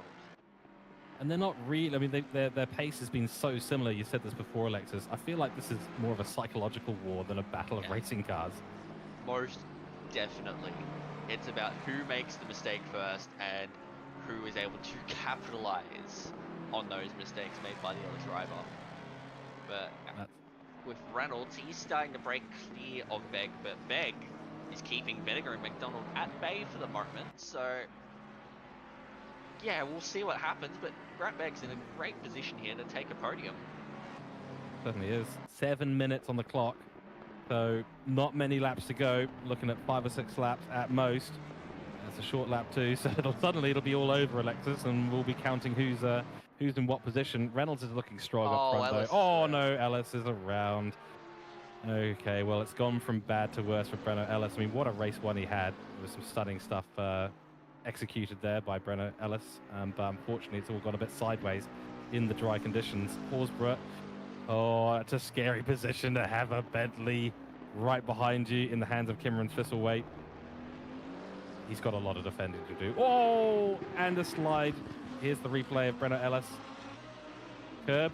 Yeah, just Curb. too wide. Yeah. Unsettled the car on the curb on the outside turn 1, and around it went. And just for anyone who's only just jumping in, we did have quite a few incidents on the first lap of this one, where there was calamities involving Chris Murphy, Sam Scanlon, Breno Ellis, Frustock, and many others. Mia Rose had a few issues in the first race as well, and as we do actually get a replay and see what happened here at turn 1. So there's just a few issues there. Murphy up the inside, and then there were a few other incidents that happened later on in the lap that contributed to a few penalties there. Well, we had quite a few interesting position changes. I mean, we've been talking a lot about Cameron Thistlewaite. He started P25 and is up to P8. He's starting to drop back from Horsburgh and has just made a bit of a mistake into turn 3, so I think P8 might be the best it gets for him. Could be, and you know, Horsburgh is losing time to Lel too, the battle for Pro-Am lead. And so, yeah, I don't think that's going to change up. Looks like Lel is in the right position that it needs to be in. This is the view from the cockpit iPad, or viewing portal, whatever you want to call it, of Joshua Vediger, as we see the very green Mustang of Tom McDonald following on. Bit of a gap there starting to evolve though, so I think Vediger's maybe found the window that he needs the tyres to be in. Begg is now only a second ahead, so this is going to get very close. At the moment, this is going to be the battle for P2. Grant Begg's in P2. We've got Chris Brooker still to pit. Probably be doing that in the next couple of minutes or so. Gets the honours of having led a few laps in this race. Provisional P1 still has to do his mandatory pit stop though, so that will be changing in short order. 2.5 seconds from Begg to Reynolds out front. Yep, once again, Reynolds has been excellent here. Dostry dominated in the wet conditions after contact between Murphy and Rose turn 1 in race 1. And here it hasn't been quite as smooth for him, but he's held on to pace, and even with the slower pit stop, he's held on to the lead pretty much the whole way through. Donald's still all over the back of the BMW Vediger, just trying to find any opportunity to get past. As in camera 2, we have quite the calamitous battle. That is Convoy up the inside of Steve Lewis going up towards turn 4. The Mustang should be able to get the power down, and up the inside. It's going to be tight between these two. Lewis won't want to back down, but he's actually held on to it. He has, yeah. A little bit deep. Convoy won't be able to get the exit speed though. Yeah, it looks like Convoy maybe had a little bit of a slide under braking, and he went slightly into the side of Lewis and then really had to back out of the overtake. But he'll go again. He's really pushing that Mustang, is Jamie Convoy right now. Really wants to get up into that P11 position. If he does get into that P11 position, he is in for a top 10 finish because of that 10-second penalty from Chris Murphy. So just keep a very close eye on that. We did also momentarily see a split red banner. This is split blue at the moment, just in case we've caused any confusion. We've got split red coming up right after this. Yes, indeed. Does Brooker know he needs to make a pit stop still? I'm not 100% sure. He's got to do it basically. He has to do it this lap. Yeah. Oh, Spencer's got a drive-through for track limits. Well, actually, I'm surprised we haven't seen so many. We haven't seen so many drive-throughs, really, have we? It's actually, you know, we I think, did we even see one in the wet? I don't think we did. Not for track limit. As here comes Convoy up the inside of turn 3 of Steve Lewis. Lewis gets the better of the braking, but what's the performance out of the corner? Lewis again in the Ferrari. A little bit better than the Mustang, but the Mustang will start gaining more and more on the straights. Just whether he can get the braking right into turn 4 this time. Or will Lewis dive around the outside? And I think Convoy's got it covered, but Lewis, he's not letting up here. And this might be what saves Chris Murphy a potential top 10 finish. Lewis still try and hold on to it. Yes, he will. That's a dive and a half up the inside turn 6. Lewis is not going to let this one go sitting down. He's defended brilliantly. Now Piper, that's going to be tight between those two. Just backs out of it in the nick of time as Brooker is into the pits. Oh, six-way battle. It's brilliant. You love to see it. JB Convoy absolutely going for it. Steve Lewis, though, that is... Oh, he's going to try the inside, sticks a nose in. Not going to happen there at Rind, and it's going to be into the Red Bull Mobile Curve. Get on the brakes. Yes, he does.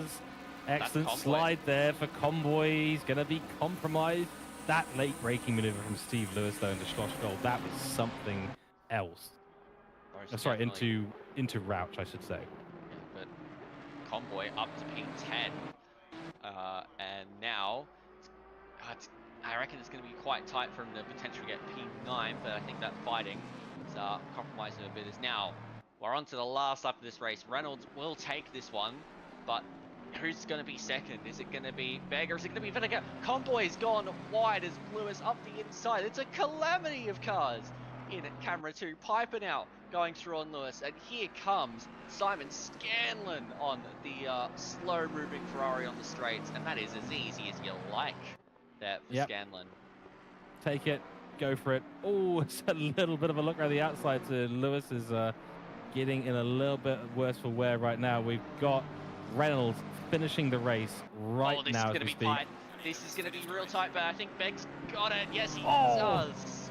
Fired nose. Or car length, I should say. Brooker did pit, by the way, just FYI, in case anyone was wondering. Oh no, it's Fredo Ellis on camera 2. Whoa, well, we've had action all the way up to the end of this race. It's still going because Piper's now under pressure from Scanlon.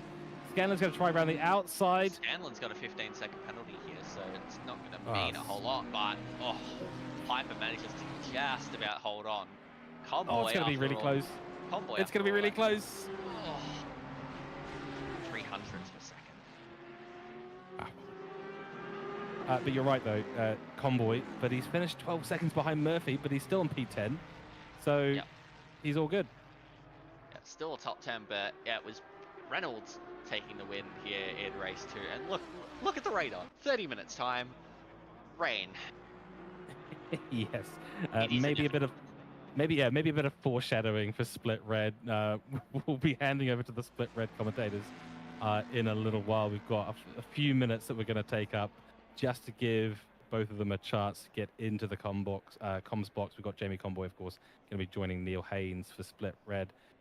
That was a great bit of racing. It was rather incident prone. We had some questions around why there were so many penalties. It's Red Bull Ring. Yes. Unfortunately, it's Red Bull Ring, and that's what happens at Red Bull Ring. So Red Bull Ring, emphasis on red. And would you know, what's the split that's coming up next? Split Red. That's double trouble. It's gonna be fire. It's gonna be spicy. Get your million Scoville spicy stuff out, because it's gonna be basically that. Get your milk ready. Unless you live in Denmark and it's been recalled, you have to take it back to the shop. I'm sorry. Yeah, that's exactly right. Oh, wow. But no, really impressive racing. Ashton Reynolds, I mean, absolutely superfluous through all that. Didn't have quite the same lead in race 2 than he had in race 1.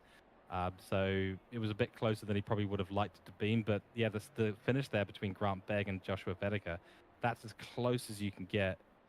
0.081. So close for Vedeker to get that P2. But Grant Begg, that's a great result for him today. Yes, indeed. We'll go through some results. Race 1 ended with Reynolds on top from McDonald, Vedeker, Horsburgh, and Scanlon. In the silver class, it was Scanlon, Ben Deitch, and Lewis. Pro-Am class, it was Horsburgh, Lell, and Perkins. Then the Am class, it was Frühstück on his lonesome. Then we had race 2, where we had Ashland Reynolds taking out from Grant Begg, Vedeker, McDonald, and Lell. Silver class, it was Ben Deitch, Murphy, and Piper. Pro-Am class, it was Lell, Horsburgh, and Parkin. And then the Am class, once again, Frostduck on his lonesome. There we go. Double victory there in the AM category for Frostduck. So what a weekend for him. Clean sweep. Yeah, exactly. Qualified top of his category in both races. So he's taken home the full awards for AM category this weekend. I love the AM category. It's a great way to get involved. You start out, in the AM category, you start making your way up. And of course, we've got the Academy Series too. So if anyone out there is watching and wants to get involved, jump on over to octaneonlineracing.com.au, jump in the Discord, get verified, and then join this community. It is a fantastic community, and there's so much to learn, so many good people to talk to. Indeed, as we will take a look at the proceedings in Split Red. It does look a little bit just slightly glistening there, but looks like the conditions might be dry enough. Yeah, I was going to say gloomy is kind of the word I would use, but yeah, glistening. There we go. It's a positive reinforcement there.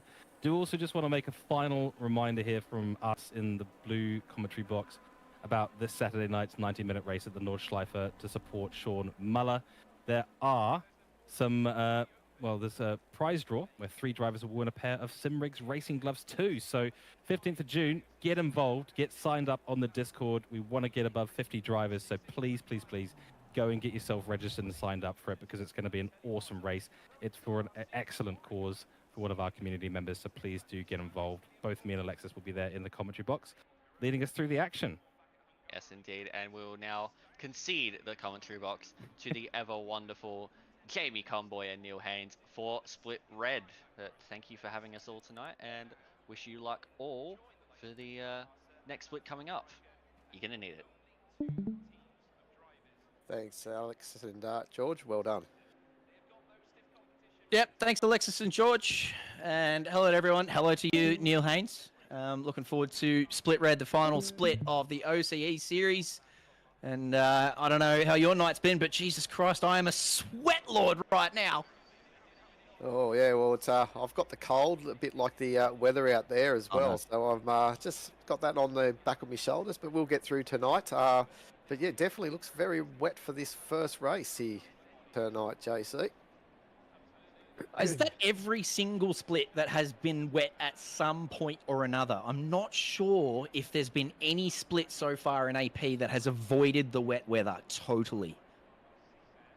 Yeah. Cast your mind back to last night. I think qualifying, I think race, I think Yoda said it. Yeah, I think everything, either in qualifying or in the race, has been wet.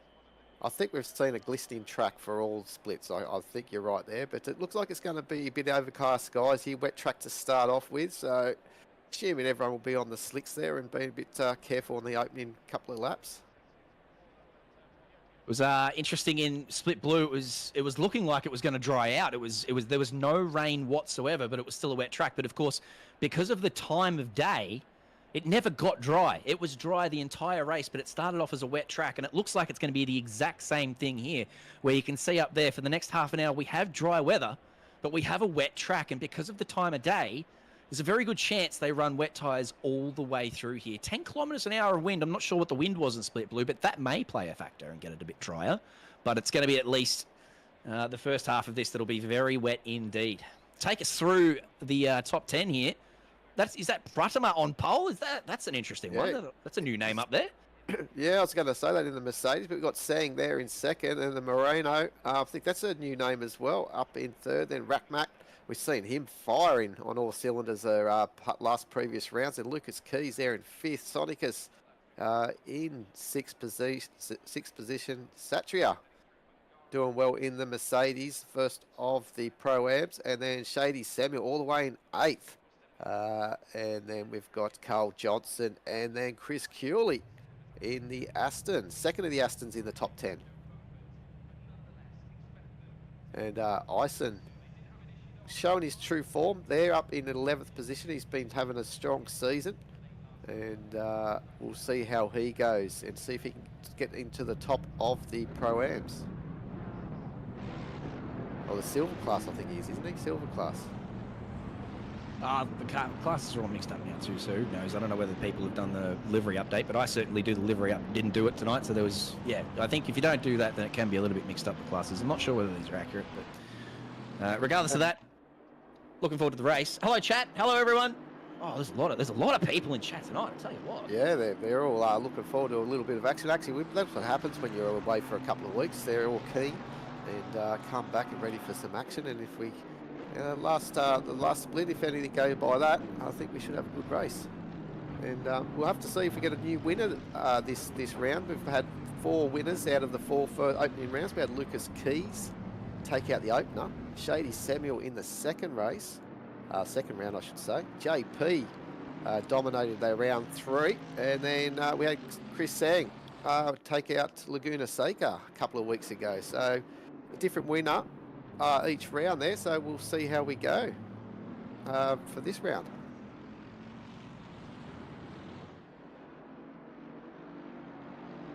Formation lap now, very important to get your brakes and tyres nice and warm, especially in these conditions.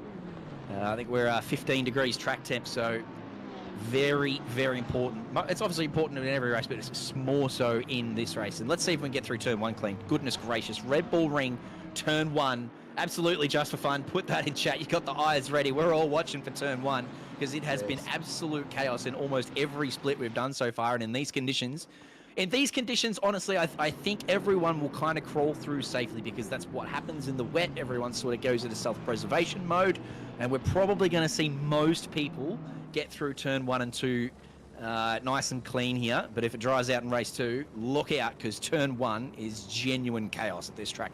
Anyway, here they are, bunching up. Remember, you're ghosted. Close those gaps. The race director in their ear telling them to hold 80.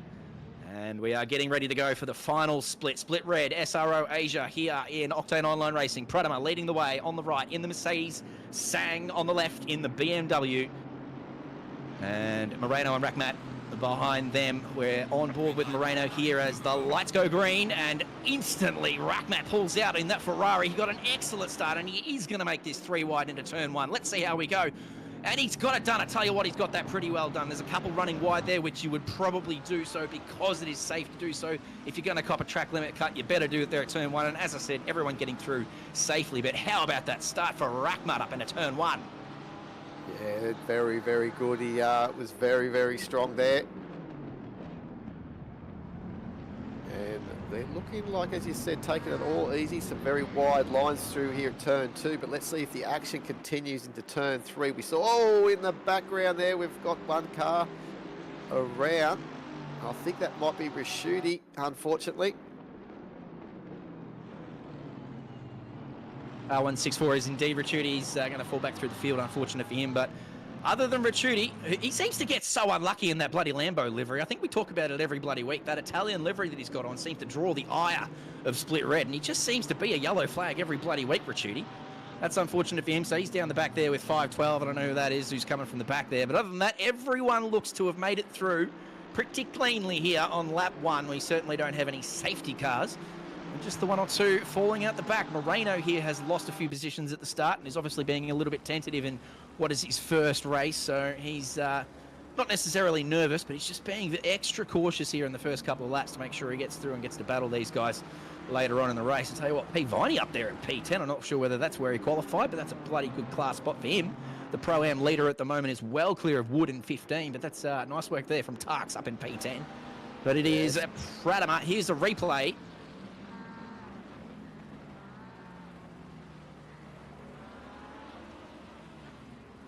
Ooh, good avoidance by a few. We saw the Hulk machine car around the outside. The Hulk Lamborghini. Good avoidance. Might have just tagged him, but we've got to look down the inside of one of the Ferraris. I think that might be Shady Samuels trying to get a move done on Ison. I don't think it came off though. We're looking at Sang holding a good solid 4th position. Rackmat, as you said, a great start from him, and he's holding on to 2nd here, and Pratma is doing a very good job out in front there in that Mercedes. Got a little healthy little margin to start off, so very good job by him, and there goes Rashuti. I don't think he had any part of that. I think he was just unlucky. Ricciuti was involved in that earlier replay. He's one of the ones who just escaped getting turned by the car who had made a mistake in turn 2. So he's obviously lost a lot of pace. That's a rejoin. Oh my goodness, the LOR vehicle has that is a Bender class rejoin there. Just drove straight back into Ricciuti. Poor old Ricciuti. Goodness gracious. What's he got to do? So is that, I don't think it was Moreno, it was one of the yellow R cars, but yeah, goodness gracious, that's unfortunate for Ricciuti. As I said, Ricciuti, I think, just gave a little tag to the Ferrari that was facing the wrong way around turn 2, which would have taken a lot of speed off of him, and he would have been struggling to get up to turn 3. And then obviously, it just meant everyone sort of filed their way past and got a hit from the rejoin. This starting order, all over the bloody place. It was Rackmat who got up into turn 1 in P1, but now it's Pradama leading the way. Senekis wasn't even close to him being in the top 4, and now he's P3. Sang was on the front row, now he's P4. It's all over the place here in Split Red. Yeah, something's gone on there. Obviously, off the start, bit of wheel spin, didn't quite get it right maybe. But look, it's JP here having a good look in the Bentley. He looks like he may get this job done through here. Rackmat giving nice bit of room, but racing hard. He's trying to hold this line right around this right-hander to have the line into the next corner, turn 5. And look at Sang just holding there, thinking he might pick up an easy position here on JP, but it's never easy. JP's going to hang it on the outside. Great driving by the two, a little bit of a wobble, maybe a bit of a touch.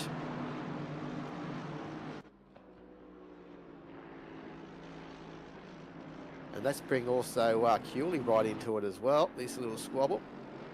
And the Aston looked like he had some pace coming out of that penultimate corner. Jeez, we love that Cooley livery, don't we? Oh, we do. That floor mat, we all had one as a kid. That is a cracking livery. That is sensational. We're not calling Cooley a floor mat, but definitely that livery. Oh, that's very sharp from you. So we're seeing the different strengths and the weaknesses of the vehicles in the wet here. The Bentley very strong in the wet and the Aston very strong in the wet. So it looks like Senekis and Cooley especially are looking particularly racy here. The BMW not particularly slow in the wet, but Sang just looks like he's not quite got the same pace as the two here. So this Sang sandwich, it's a Sanger, one might say, is looking like it needs to be eaten pretty quickly, or he's just going to get eaten up by Cooley, who, as I said, looks pretty quick in this Aston. Yeah, he sure does. It's good to see that he's making a good inroads here, and Lucas Keys as well in 7th, obviously holding strong there and seeing if he can get his red machine up the order. He's got Ison just in front of him. The Mercedes are doing well, as you said, in position 1 as well. So Pratmat, so the Mercedes are very healthy on this wet track around here at Red Bull Ring as well. So I mentioned that they might have been on slicks. Is that the go, or they would have been on wets, you'd say, JC? Surely on wets, Neil. They'd have to be on wets. It was a wet track at the start, and any of them would have watched, the previous splits and seen that the track just does not dry out in these conditions. It's too cold, it's too early in the morning, so it'd be a definite wet tyre start for this race. The only way I see them getting onto dries is if this really dries out really quickly because of that 10-kilometre-hour wind. We can see here coming up into turn 1, there is a little bit of a dry line forming. That is a little bit earlier than it occurred in Split Blue, but I still don't see... It was wet the whole way through. It was a wet track the whole way through in Split Blue, and it was pretty much these same conditions. So I would suggest that they will be on wet tyres all the way through this one. Sang here, I said he was not looking particularly quick, but he's going to have a go right up the inside here of Peach. That is quite rude, Sang. I don't know about that one. Peach is going to be a little bit upset with that, I guarantee you. 44 will be called. And I think Sang's maybe getting a little invoice for that one. It was very aggressive, and he didn't quite make the apex, so I think a little 5-second might be on the way. I'm not a steward, I shouldn't get involved. No, it looked like he was drawing a bit of a straight line through that, that's turn 2, I should say. But anyway, as he said, we don't get involved. The stewards will have a little look at that and see what comes of that. But that's also given a position for Cooley in that Aston. So let's see if he can try and trouble Sang in the BMW.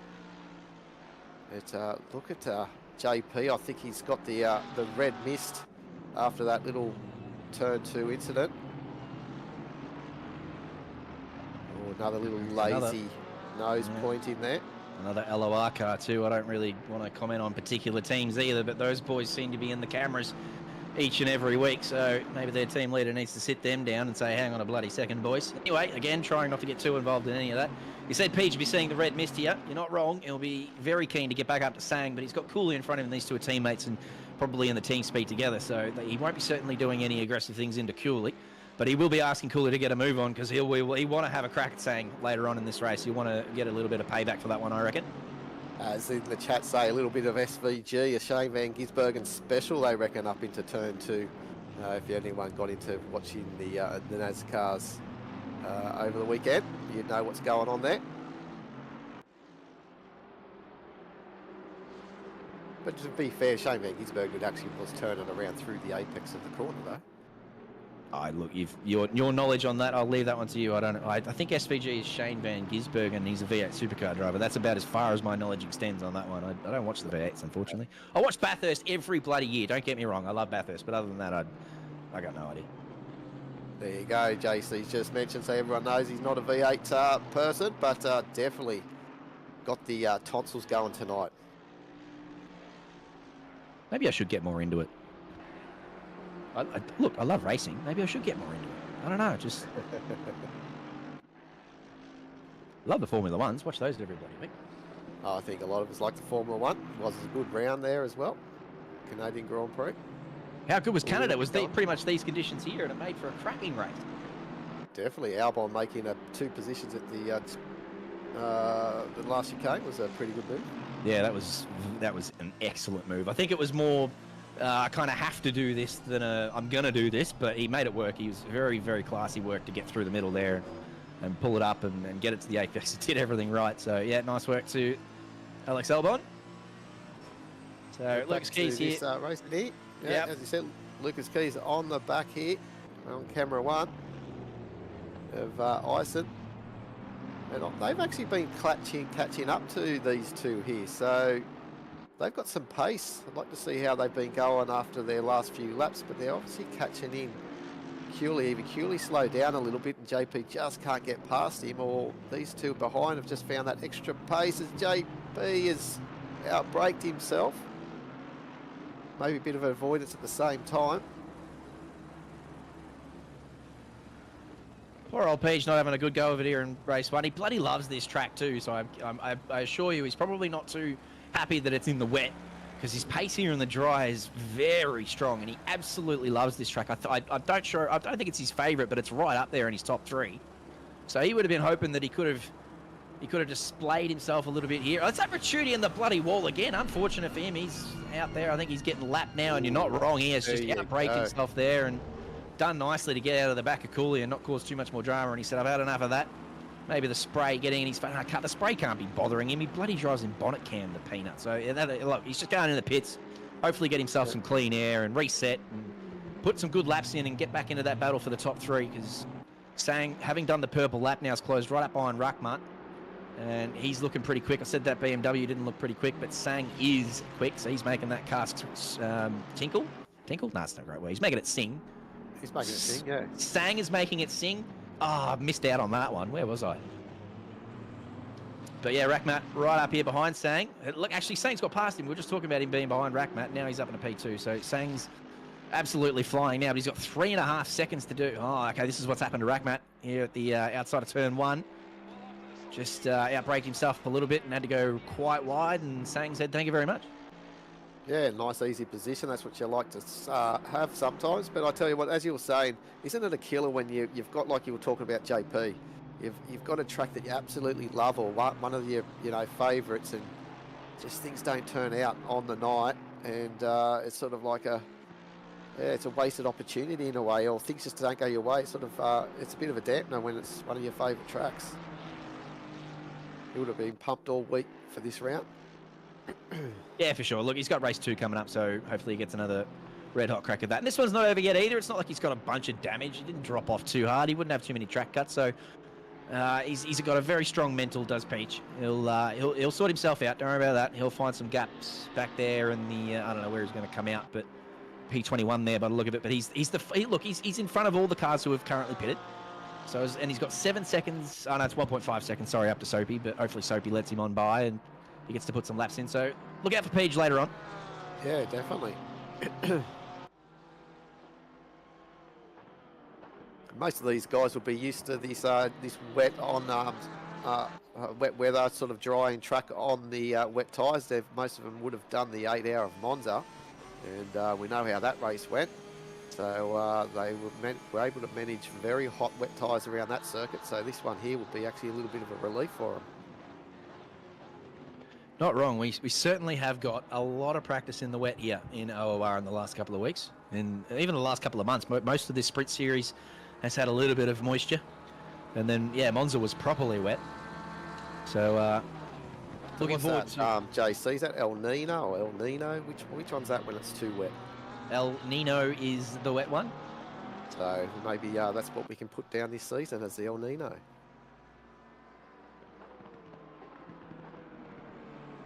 I'm looking forward to a bit of dry running at Nordschleife this weekend for Muller's 90. That'll be a lot of fun. Everyone in the bloody Porsche is going to be having a red hot crack at, well, trying not to die for 90 minutes is the order of the day for me, because I'm a terrible Porsche driver, but I'm doing it for Muller. So let's get out there and have some fun on Saturday night. I don't know how many of you have not signed up in chat, but if you're doing nothing on Saturday night, that is where you should be.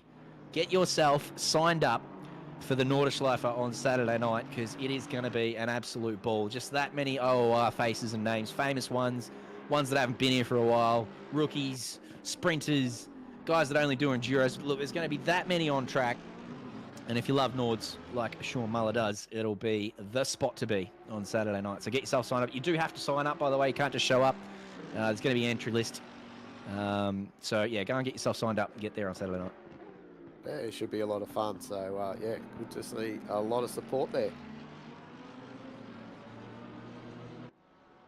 15 minutes to go on this one, and Pradama with the purple lap. Moreno just cruising along out here, really, in the LOR entry. He's 4 seconds clear of Sang, which is no mean feat whatsoever. We know how fast Sang and Cooley are. So the fact that he's just up there by himself with the purple lap, enjoying life, is it's quite impressive, to say the least. Yeah, but as you said, it'll be interesting to see where Cooley does end up coming out as well, because he has to keep pushing here, because as you said, JP, if he doesn't get too much hassles lapping some cars, he could actually leapfrog Cooley as well, because he wasn't too far behind him when he decided to pit. And this is a good old battle here. Michael Babb. A couple of Porsches. We'll talk about Porsches earlier for the Nordschleife. They look good out on track here with the lights blaring on this glistening track.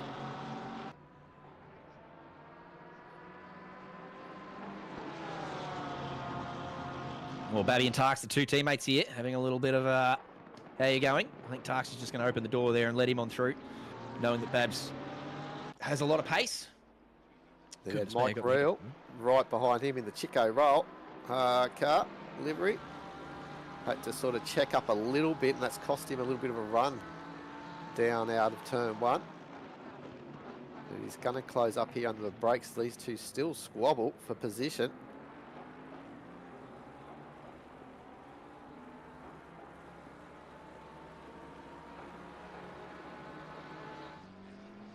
Couple of drivers now completing their pit stops as well. I see Cooley's in the pits as well. He's finished. So here they are, just filing on out. There's an LOR up the front of that queue. Isn't that a postcard shot there with the sun just rising up over the trees as well? JP? He's pretty bloody good, Ben Ignat. I'll tell you what. Look at that. Oh, there you go. Whack the glasses on. Every week he spoils us with angles of, you know, apexes of corners or, oh no, that's Peach going very slowly. What's happened? Not too sure there. He's been making, he's obviously, as you said, he's leading most of the guys that have already pitted. He's come out in front of Ison, who was obviously a little bit behind him. He's come out in front of Ruckmart. He's come out in front of Cooley. He was behind all of them before. What's happened to Ruckmart? He shouldn't have been that far behind. No, so obviously something's gone wrong. We have seen a few drivers actually miss their pit bay in a few of the other rounds as well. So maybe this could have been a situation. We may see something on a replay. There's Ruckmart. He's actually had a spin actually out of the final corner as before he came into, actually he would have already been in the pits, but he's had a spin somewhere on that replay. But what happened to Cooley? I missed the replay. I didn't see that. I didn't see that he had a spin, but I was just about to say that we didn't see a spin. Anyway, there's a non-mandatory tyre change. So I reckon these guys have changed tyres. I did exactly the same thing, but before I remembered that you don't actually. Oh my goodness, Fadley! He's managed to catch it, and Cooley says, "Thanks very much. I'll have that." But that is a balls in your mouth type moment there for Fadley Rahmat. But yeah, you don't have to change tyres, and it costs you 5 seconds if you do. It's a 25-second pit stop if you don't change tyres, and a 30-second pit stop if you do. So I reckon that is where that 5 seconds is gone for these two boys. They've changed tyres potentially, whereas Peach, all over it, has not changed tyres and is now reaping the benefits. Well, do you think Rackmat and these guys, well, maybe not Cooley, but Rackmat may have put some slicks on the way? He was very slidey out of the corner. Out of the final corner there. I'm not too sure, but if they did put tyres on, would have they put slicks on? Well, it's still too wet. There's still spray coming off the circuit, as you said. Just not drying up with the early morning start here. Just watching his behaviour here, he doesn't look too bad coming into the brake zone. So, I mean, look, you could be right, but I think if he was on slicks, he would have fallen way behind Cooley now in those last couple of corners. And he's still here putting him under pressure. So, I think he's on wets. But Annie's saying in chat that Fadley changed tyres and Cooley forgot to take off repair, so Cooley had a bit of damage. So that's where his extra time's gone. And Rackmat has indeed changed tyres. So what that says to me now, though, is that Cooley carrying a little bit of extra damage and also having not changed tyres, he's going to be a bit slower here than Fadley. And Fadley, on these fresh new boots, will be putting him under all sorts of pressure for the next 10 minutes. Yeah, it looks like there's some rain to come right at the very end here, but obviously on our little graphic there, it does say he's got dry tyres, but we have seen how Kunos sometimes confuses us there, but we just don't know. But look at this sun glare coming through into turn one. At least it's behind them. But yeah, very blinding. No, I think you're right. I think he's put on dries. Spot on. So does that mean, therefore, that this dry line is indeed dry enough? Is he going to reap the benefits? I don't know. And as you said, with rain in 10 minutes, the race ends in 10 minutes. There could be one lap of, rain. Oh, it's all happening. It is all happening. And look at this. We've got some yellow sticker tyres. And that does sort of say that they could be well and truly dry tyres. Is that right with the yellow? I've never seen that before. I'm not sure. They're white. I think they're wet, so I'm not 100% sure. Someone was saying that once before.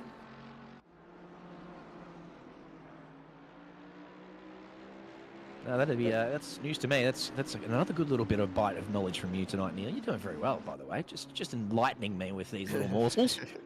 Look at this. Sang's also got a 10-second time penalty. So yeah, the driver that's one of the leading contenders of the championship. Yeah, I think we saw that one from Sang going up into turn 2 on Peach. That'd be the 10 seconds that he got for that dive on Peach. Maybe that. I didn't see anything else, so I can only assume it was for that. We did say it would be worth a pen. So, I know we said 5, but 10's probably the lowest pen we give for that kind of incident. So that's probably where that one comes. But yeah, as you said, the leader of the championship, not having the best of races here tonight. Pratama and Sang both have come out in front of Senekis. So whilst Senekis got a bunch of work done on Ison and Cooley and Rackmat and whatnot, he hasn't been able to skip Pratama and Sang, who were obviously leading the way by a long way. Sang has closed the gap to Pratama too, by the way. It was about 4.2 seconds before they went into the pits, down to 3.3 now. And Senekis only 6 seconds behind Sang, so that 10 seconds still in the window for him. Senekis, as we said before, looking like he's still going to finish P2 here by the look of that. Yeah, doing a good job. As just for fun, as confirmed there, yellow is slicks and nothing is wets on the tyre wall. So if you happen to be able to, oh, there you go. That's the penalty there that we saw that we're just talking about for Dang. That happened earlier. But yeah, so thanks just for fun there on chat, confirming that for us. That the yellow is the slicks, and if there's nothing on the tyre wall, is the wet tyres.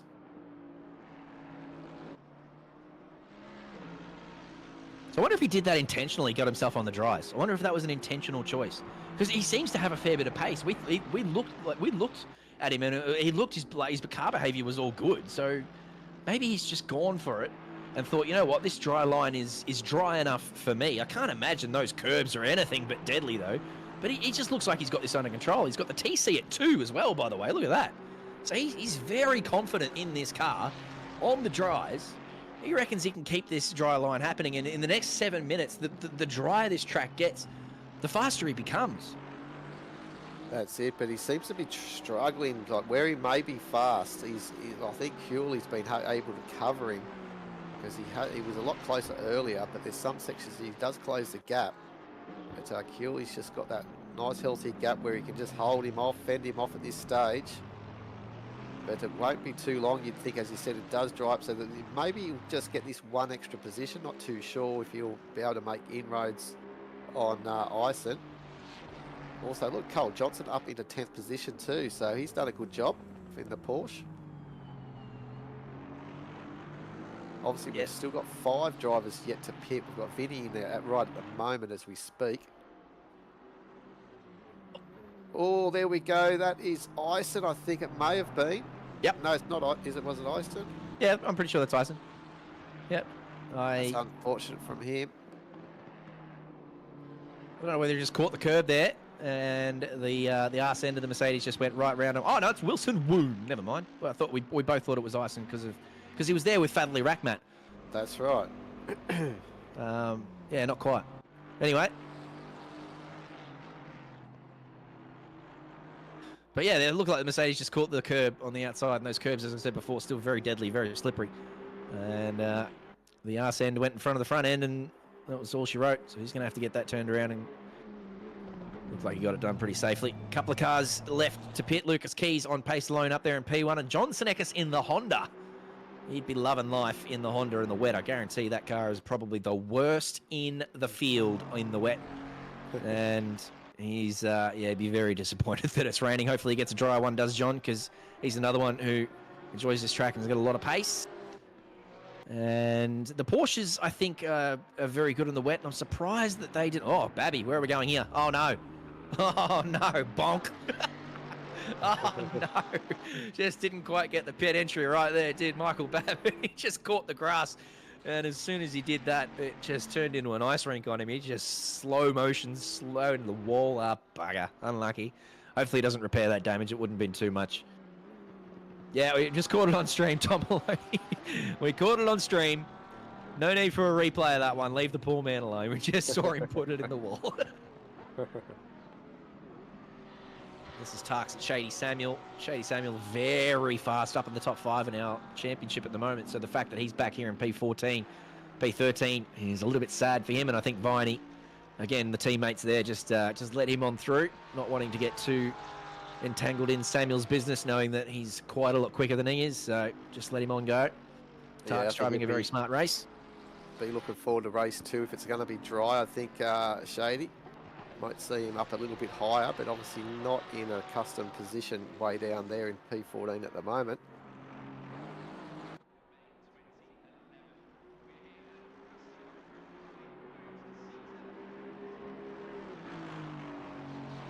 So yeah, so Cooley's definitely seems to be just pulling away just that little bit. Oh, it's not that much of a margin. It's about the same from him and Rackmat. So the slicks aren't quite doing their thing for Rackmat. So probably wasn't the best decision in the end.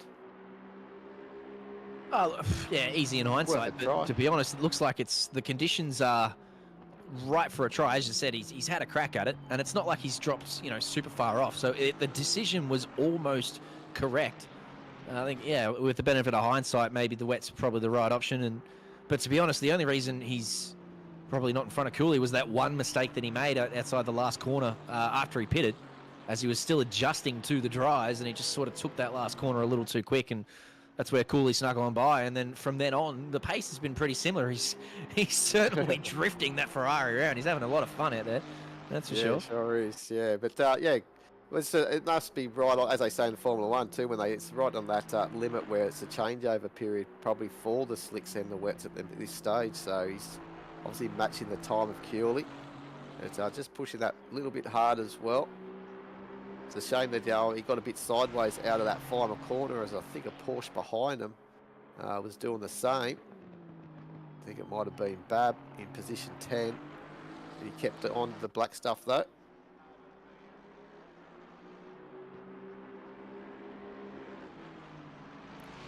So unfortunate for Moreno, who we saw right up the pointy end of the field. He's now back there in P11 with a 15-second penalty. A couple of pit stops, I believe, have sorted out now too. Keys and Johnson Eckes now in the pit lane. They're the last of the late runners, so they're going to filter back into probably the top 10, I'm sure.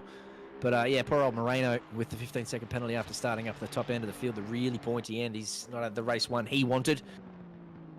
And there's a couple other drivers down there. As I said, Shady Samuel before out there outside the top 10 as well. It's not been his race. There's Lucas and Sonicus in that Honda. Look at that. Isn't that a livery or two there? That's got a bit going on it. But Lucas Keys in the pit lane at the moment. Probably about to move. I think he's moving now. So going to be close.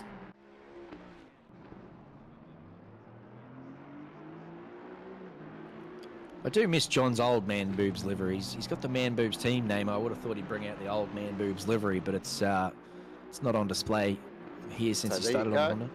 Looks like Lucas is just in front of JP. So here we go. We've got just over a minute remaining, so probably another lap after this. I don't think any tyres would change from Lucas, so he doesn't have to worry about cold tyres. But I'll tell you what, Sonicus, what a great comeback drive he's had. Absolutely, but how about that overcut? I don't think Lucas was inside the top 5. I thought he was inside the top 10. I don't know where he was when they started the race. I didn't catch qualifying, and I forgot to take a screenshot of qualifying. But here's Babby again. Oh no! Oh, don't go in the pit lane again. Oh, he's going to go for the drive-through. He's managed to catch it before he enters the pit lane, but that's cost him a fair few spots on the outside of the penultimate corner there. But that is an excellent overcut from Lucas Keys. As I said, he wasn't anywhere near the top 5, so regardless of where he was, to be up there on the podium, now fighting for this podium with Peach, that's a mammoth effort from the OP Aston. Yeah, definitely. It sure is a great job, and it looks like this could be the last lap because we've only got 6 seconds to go. The lead is just on the front straight now. Will he cross the strip? He might have just done it, so I think we've got one more lap to go. So JP, sideways Keys. He's kept a hold of that Aston, but he's going to be vulnerable up into turn 1 here now. Around the outside, will we see JP? No. The young man Keys and Peach, again, they're teammates and they're in the same Discord. There'll be a few words about that one. But it's just started to rain here again on the last lap, as you called, Neil. You said it would happen, and here it is. So just a little, like we needed any more spice in this battle for the podium. A little bit of moisture here at the end just to make sure that these tyres finish really wet. Peach going around the outside of turn 2 there and not going to get the traction. But the Bentley very strong in the wet, so is the Aston. He's going to have to defend pretty strongly again, is Lucas Keys, and he does so. But again, just moving away. And this time not as aggressively, which gives Peach a little look around the outside. And he's going to have the inside now going into turn 4. I reckon Peach is probably going to get this one done with the 2 corners coming up, both left-handers. He'll have the ideal line and indeed gets that one done pretty cleanly. So a bloody effort from Peach. I tell you what, he's been pushed and shoved and punted on his favourite track. And now up here in P3, that's well earned from him. Effectively position 2 as well, because as we know, that 10-second penalty for Sang, and he's in that 10 seconds. So what a great drive from JP as Pradama takes victory here at the Red Bull Ring for race 1 as the heavens have opened up. And won't JP celebrate that? What a great drive from JP. What a comeback drive. Yeah, absolutely. Driver of the day, probably Pradama. We said at the start that's a new driver. We didn't know what to expect, but he was just dominant. He looked really good, especially in the first, and he was 5-6 seconds clear of anyone else. And has brought that home pretty comfortably with the closing. Sang 1.2 seconds behind in P2. He's got some good pace in that BMW for race 2, does Sang. But with that 10-second penalty, he's going to fall right down the order. And then, yeah, as you said, Peach, a very, very, very good effort to finish in P2 overall with Lucas Keys on the podium as well. Those 2 boys having a bit of a ding-dong at the end there. And here's, is that Shady? That is Shady being as shady as he can be. Ding-dong battles was coming out of your mouth as well. And geez whiz, what a way to end that last lap. Yeah, I don't know whether he just missed his brake marker there. He looked like he was going pretty hot up to the apex. Poor old Shady's going on. Poor old Shady's had a race one to forget. So hopefully we move on to race 2 and he gets a better result. But well done to the winner. Yep, hats off, Pranama. Welcome to Split Red. That's one way to introduce yourself. It sure is. You don't get too many doing that. Taking out victory straight away. That's well driven. He's done a full in-lap too, by the way. Usually most drivers just pull off to the side of the road or start doing burnouts. This is a full professional Mercedes driver. He's done a full in-lap, brought it into the pit crew, and parked it beautifully. Welcome to Split Red.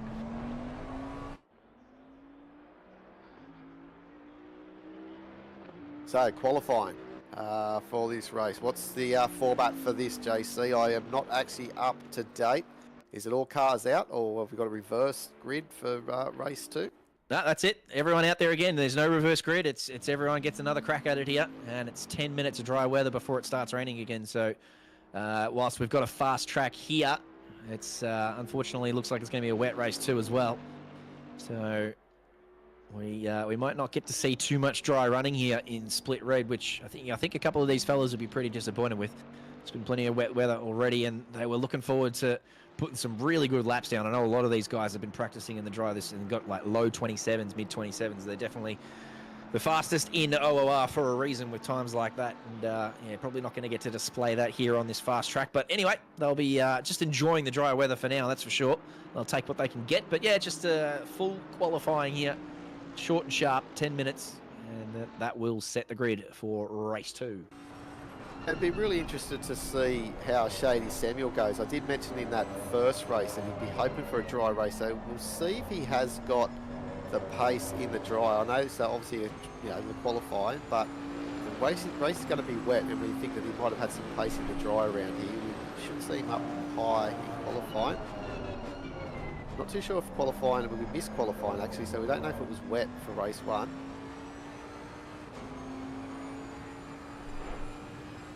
We're riding on board here of the Bentley with Sonicus. He'll be able to get this big Bentley on pole position if he can, knowing the wet weather. He wants to try and be in front of that Mercedes if he can of Pratma, because Pratma had it on pole and he did everything he had to do in the wet off the start line.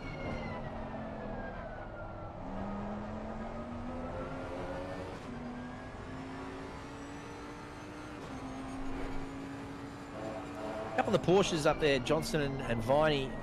Oh, it started to rain. Is that rain? It is. It's going to rain straight away. We're not even going to get many dry laps. Has anyone got a dry lap down here? So Peach here is probably going to get the best lap because that first sector would have been extremely quick. I don't know if he invalidated just then. These guys are all on dry tyres, so Peach just needs to finish this lap. That first sector or two would have been extremely quick compared to what we're going to see for the next 7 minutes.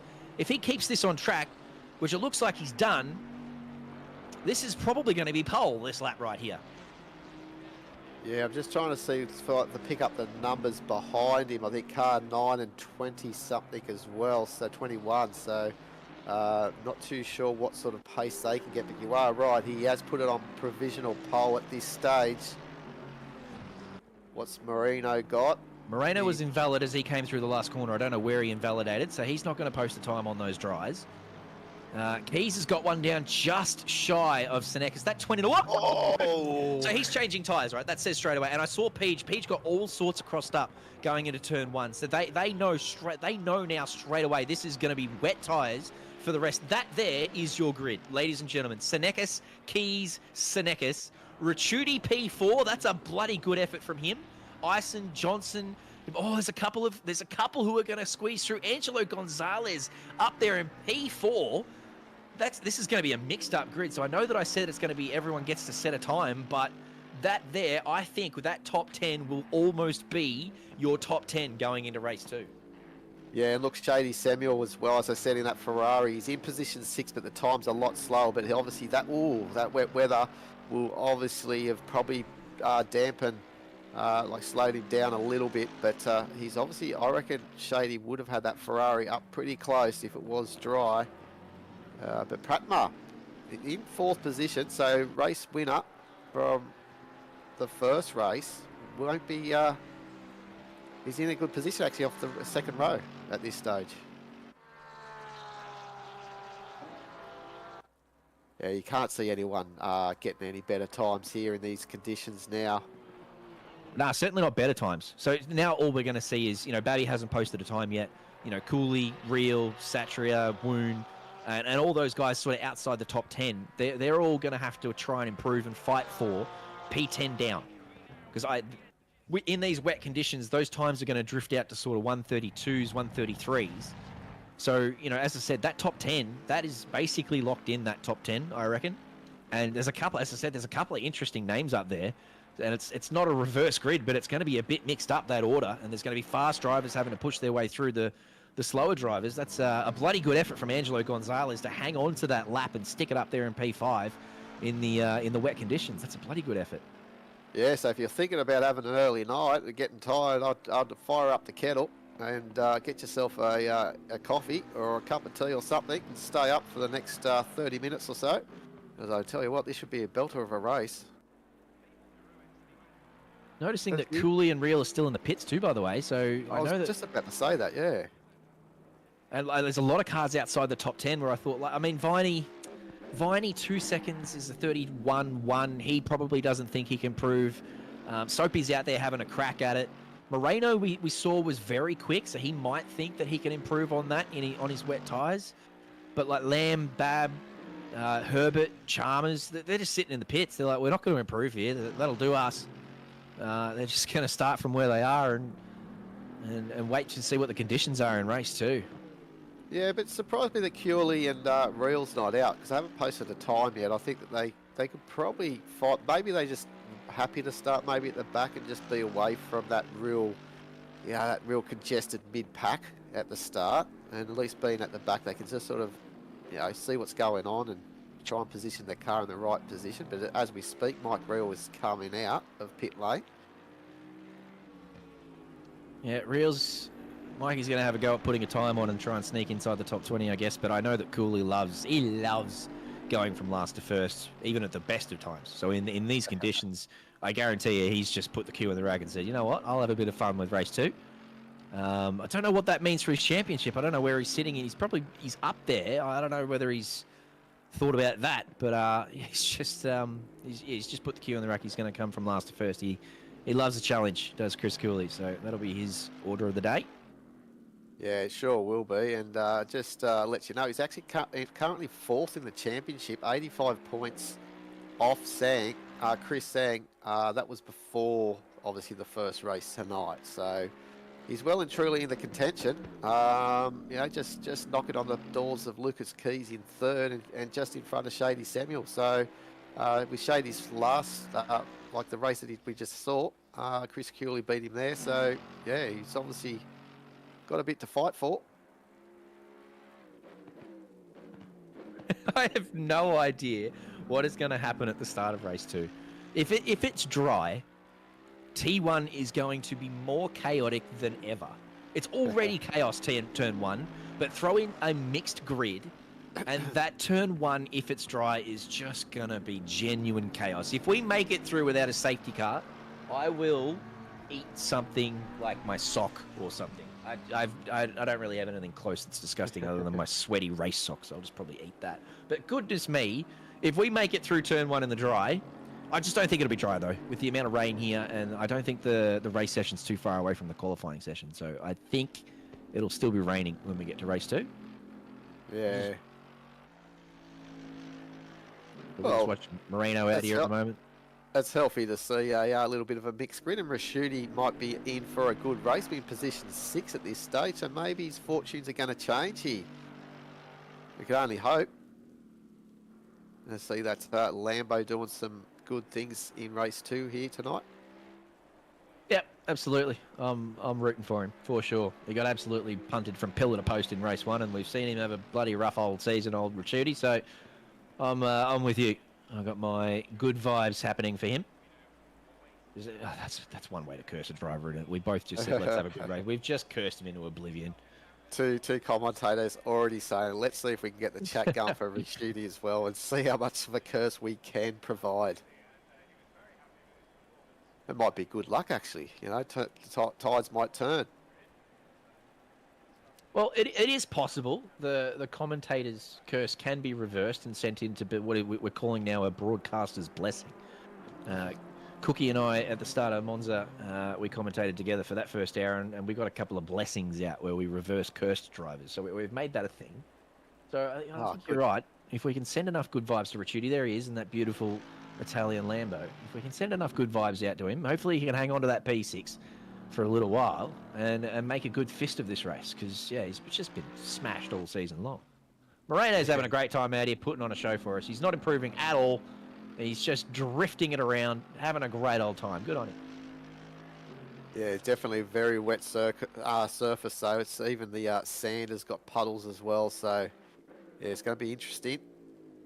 Come race start.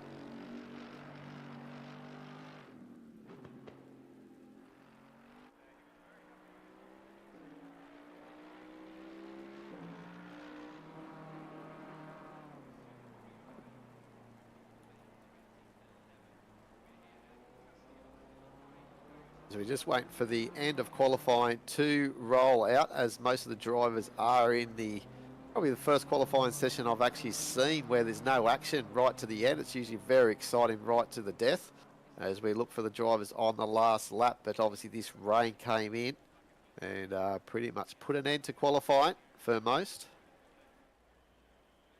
And great time just to remind everyone what's happening this Saturday night.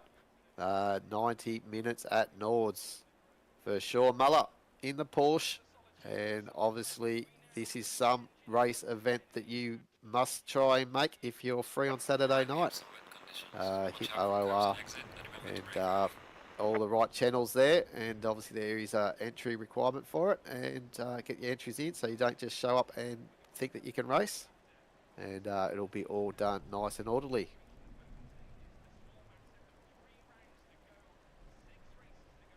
It is fucking chucking it down. Jesus It Christ. sure is. Please It excuse sure my is. Austrian, but that is properly raining here on the grid for race 2. If you had a full Jesus. strength beer, it should be a mid-strength beer by now. Goodness gracious. So it's just absolutely turned on. And we said they wanted a dry race, and they'd all be fingers crossed. It's gone the other way. That is almost flooded. That is torrential rain. That's almost a red flag start, isn't it? You know, like it's a delayed start. I know we're doing a grid walk right now, but I wouldn't mind going and checking out some of the corners to see if there's puddles developing, because I've not seen it rain this hard in an OR race. That is properly chucking down. Yes, it sure is. It's going to be very interesting this first few laps, that's for sure. Let's see if we can just get through the first lap, let alone the first few corners. It's here we go. Look, here they are. This is the run up into turn 1. I tell you what, I'd hate to be amongst these guys here tonight. I'll get a feel for it for the formation lap at least, just to see where these puddles are really starting to accumulate. Poor old Matt Powers in chat. So this is only a 40% chance of rain, but it's been 100% of the races and the qualifying sessions. At least all of the splits have had rain. So you can shove your 40% where it fits, because it hasn't been 40% at all. It's been wet all over the place. There's always a first, but you are right. This is chucking down. I have not seen a broadcast or like these sort of images for a long time. So, yeah, this is going to be interesting for this race. 30 minutes around here. These drivers, this track here, they'll be twisting their arms and all fighting oversteer. They'll be doing everything. And I don't think that chopper will be able to take off in this weather.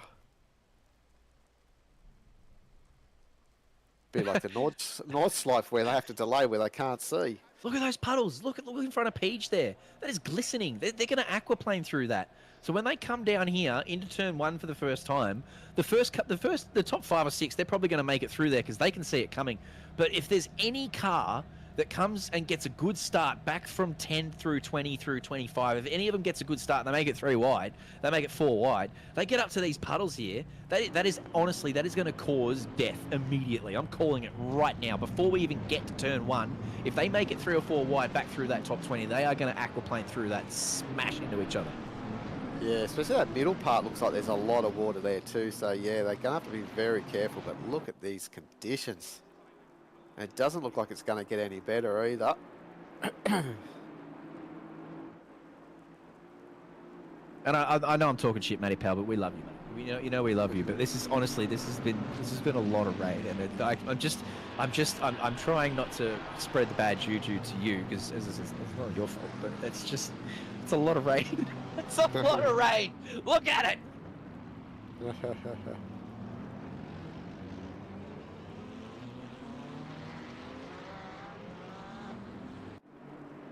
So yeah, it'd be interesting to see how Gonzalez goes. They're in, I think it was the 5th position. He put that Mercedes, the LOR car. Is it LMR? I'm not too. What's the team name for those guys? LOR. LOR. Yeah. Was that a question directed at me? Sorry, I tuned out for a second. What was it? LOR. Yeah, for Gonzalez. Car 55. Good on him. P5, how about that? Yeah, fingers crossed for him, and I'm fingers crossed for Ricciuti. And I'm fingers crossed for bloody Johnson Eckers in the Honda. The Honda's so bad in the wet, and this is as bad as it gets. So he's up there in P3. He's going to get swallowed up by the 2 Mercedes and the Ferrari, and he's just going to be hanging on for dear life in that Honda. Goodness gracious.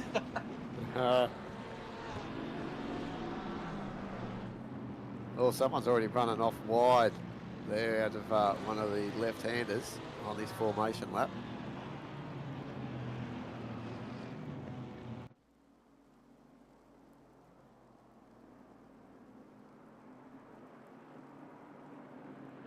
Looks like more of a wet and wild fun park, doesn't it? At this stage? Absolutely. You get down in front of Paige there, one of those camera angles where we couldn't even see the back of the grid. You can't even see the other side of the track from this helicopter. This is going to be genuine chaos, ladies and gentlemen. So look out. Here we go. As I said, keep your eye on that bloody Lambo up there. Give him all your good juju. We want to get Ricciuti through lap 1 nice and clean. And then the Honda in P3, he'll be on the inside, probably in front of Angelo Gonzalez. So just keep an eye on him too. John Senecas in the Honda. Other than that, Senecas leading the way. Keys on the Keys on the inside there. I don't know whether that's correct. Hang on. Isn't Senecas supposed to be on the inside anyway? Green lights. We're away. And Page and Keys up in turn 1. They get through safely. How about everyone behind? Nope. There's one turning around. There's 2 turning around.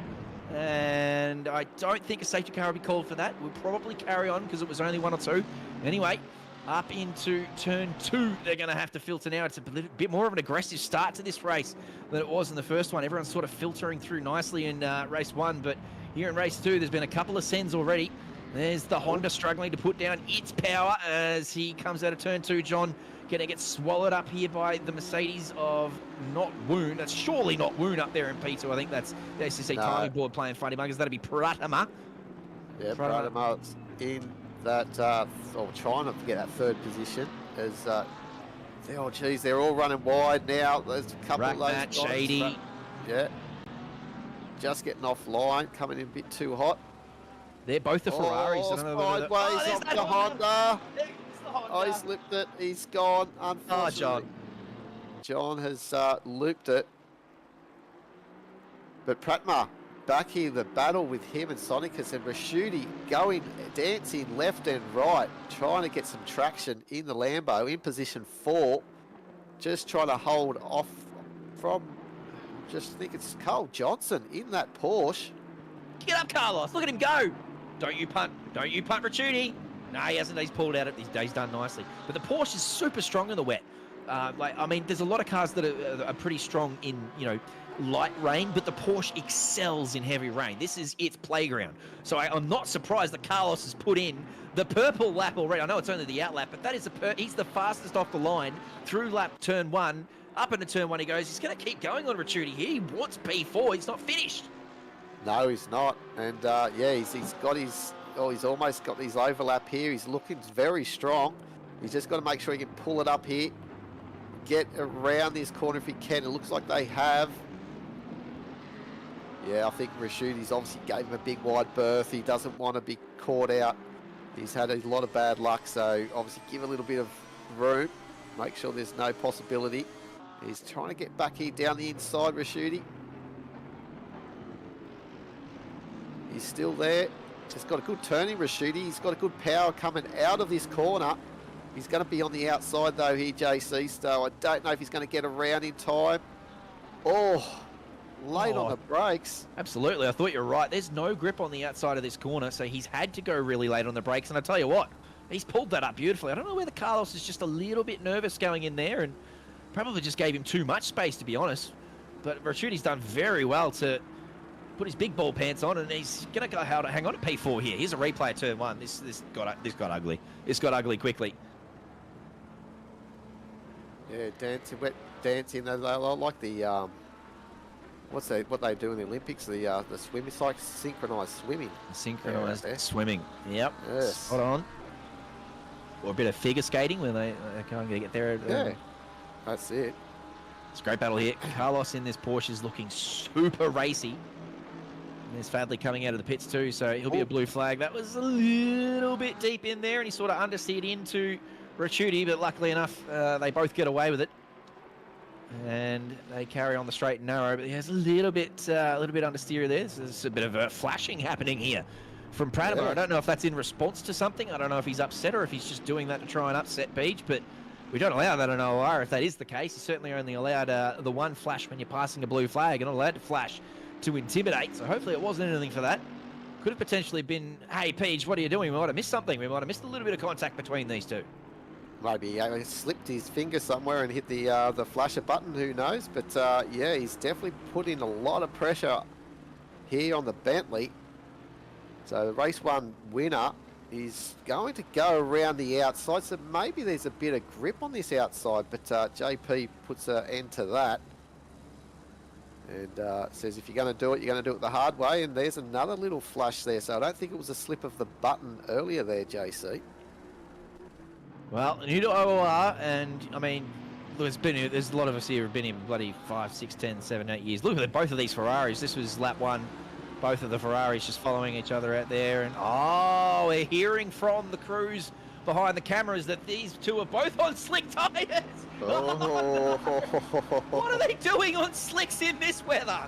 That's got to be a mistake. But they're both. Oh, God. Hang on. Now they're just giving it to each other. Shady's just lost the plot there and driven straight through his Ferrari compatriot. Getting a bit of a whack there on the way through. But they're both experienced OR competitors. I can't believe that they would have started on dry tyres intentionally. So I don't know whether they just got smited by the ACC lords there. But what are they doing on dries? Who knows? But maybe Shady just said, stuff this. I want it to dry. I'm just going to put slicks on. So I don't know. But that was a very weird sort of decision there on the grid. But as you said, maybe something went wrong on the load-up screen. But here we go for the fight here for second position. Oh, actually not second position. We're looking at Sang. Holding off Moreno.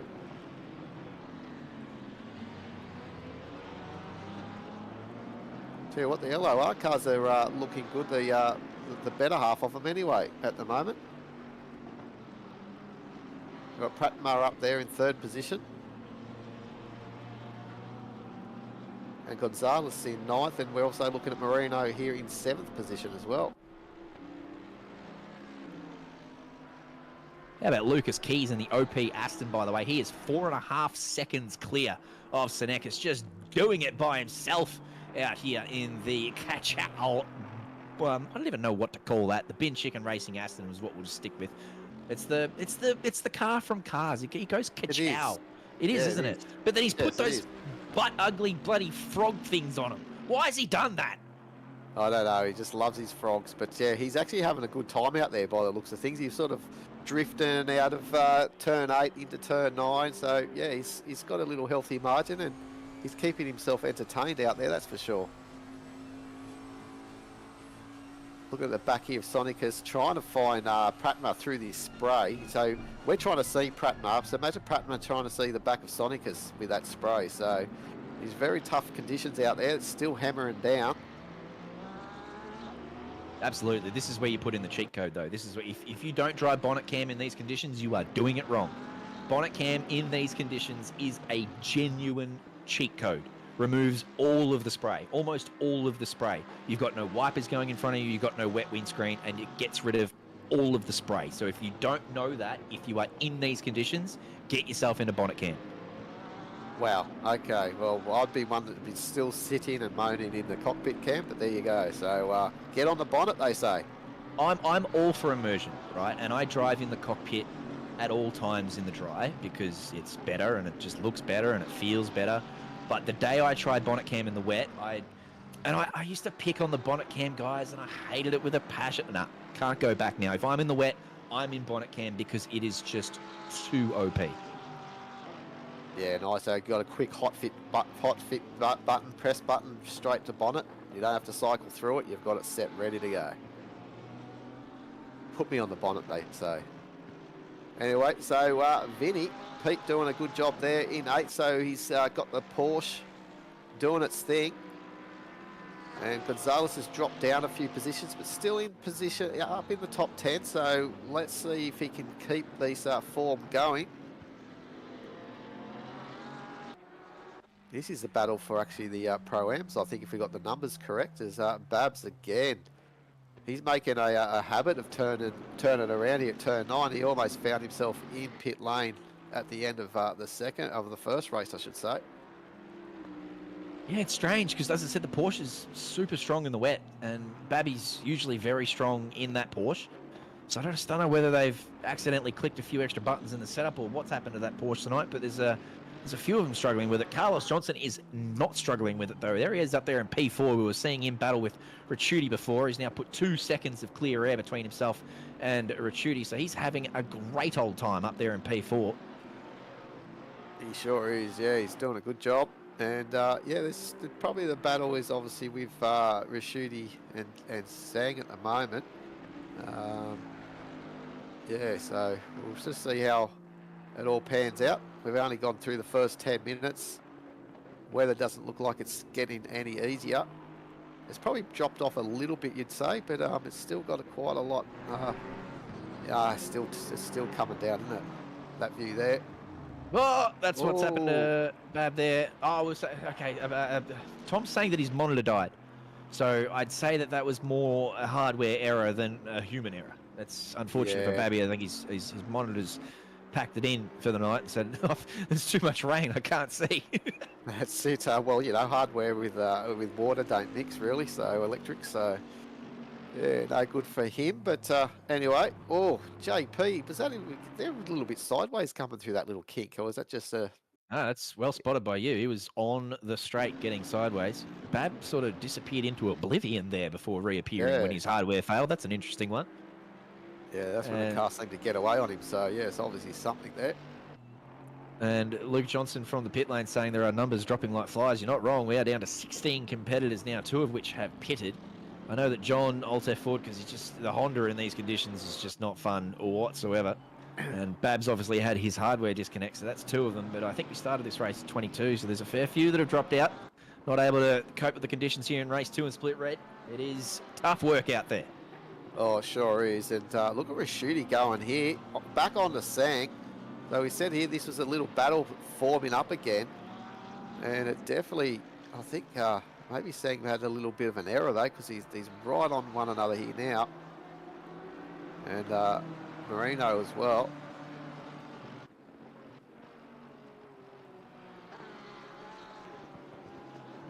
I think there's a lot of support here for Stefano. Want Stefan to do his thing here tonight if he can.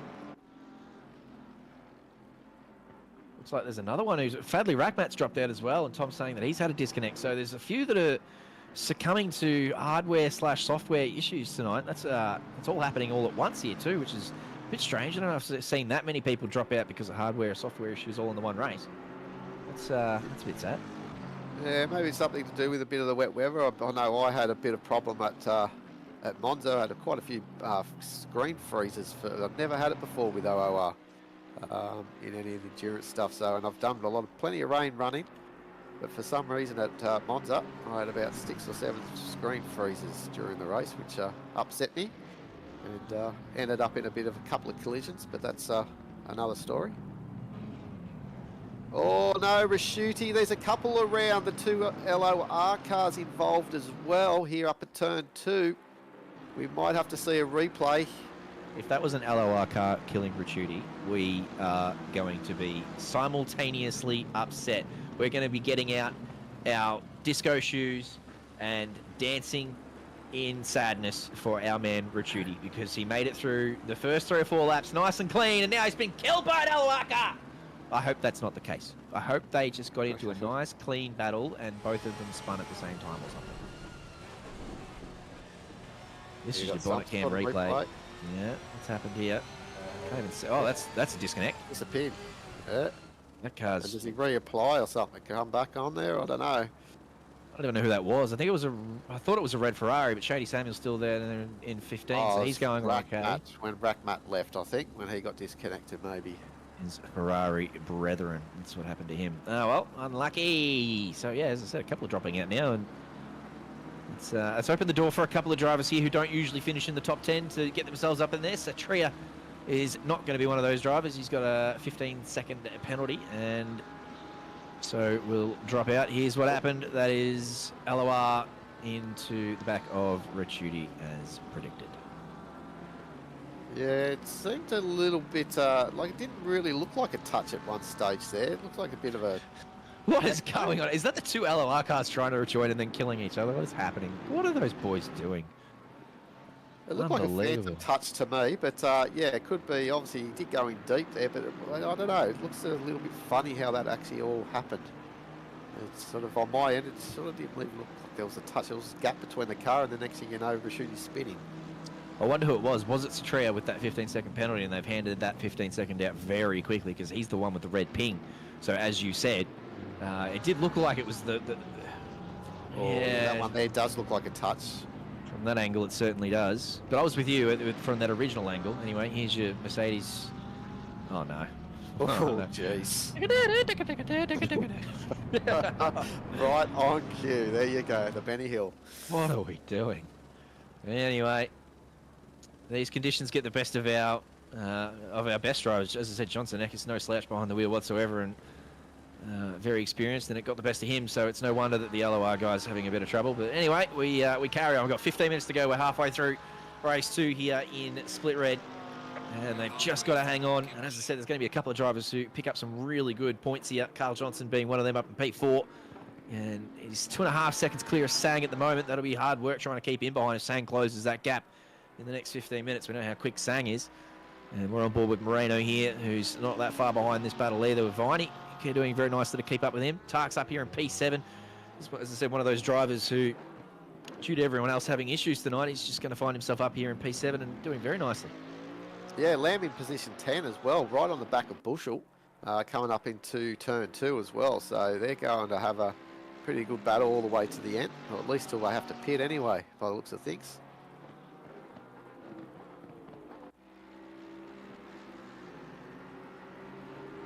And McLaren doing a good job from Mark in position 9. You've got to be happy with that. Take everything you can while people are falling foul to the conditions. Look at the puddles out in the sand. Yeah, not wrong. It's like a cow. It's a red cowering with that pattern happening out there. Yep, yeah, you wouldn't want to get stuck out in those. They will... you get bogged. Right, how long before we start seeing pit stops here? I don't know. We're certainly not going to see a dry track for the rest of this race. So it'll be wet tyres again. And yeah, you'd think that the wet tyres will probably be the same wet tyres from the first stint. They will learn their lessons from the first race and not change them. They'll save themselves 5 seconds. But how much fuel have they got? That's the question. There's not too many battles either happening. This is the closest one we've got here between Senekis and Pradama. Pradama's done nicely to close this gap up to Senekis, but Senekis is falling further and further behind Keys, who's just blown away in that Aston. He's having a great old time. He's now 6.5 seconds clear up the front. Driving a really strong race is Lucas Keys.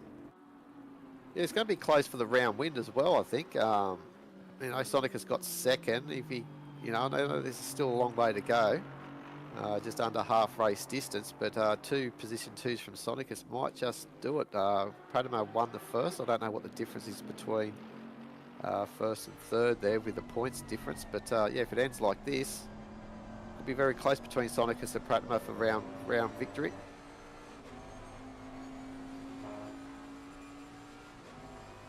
Great shot coming out the back here of the Bentley.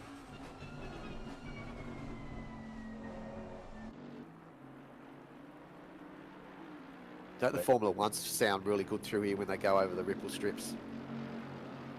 Yeah, they carry so much speed too. I was watching a video the other day of the difference between the speeds of the F1 cars and then the F2s and the F3s and stuff the last time they were here. And those two last corners, they're such high-speed corners. The aero can really get to work on the F1 cars, and the speed difference is just immense. And as you said, they sound beautiful going through those last two corners when they use all the track and some. Yeah. Definitely would be a spot if you ever went to the circuit to actually just to experience them. Going through there would be something to behold. It would be pretty good. As here we go, some of the cars coming in there on camera 2 in for their pit stop. So I think that was Bushell actually coming in and Gonzalez following.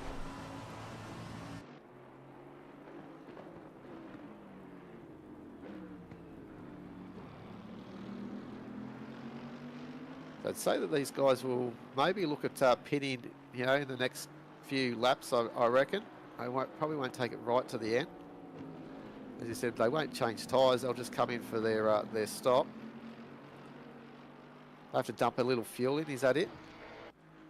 Yeah, that's it. Mandatory refuel. But yeah, it takes 25 seconds regardless of how much you put in. So that's the only condition. So yeah, it's not like you're seeing any drivers, fill. Oh, it was that's not shooting. Oh, there it is. No.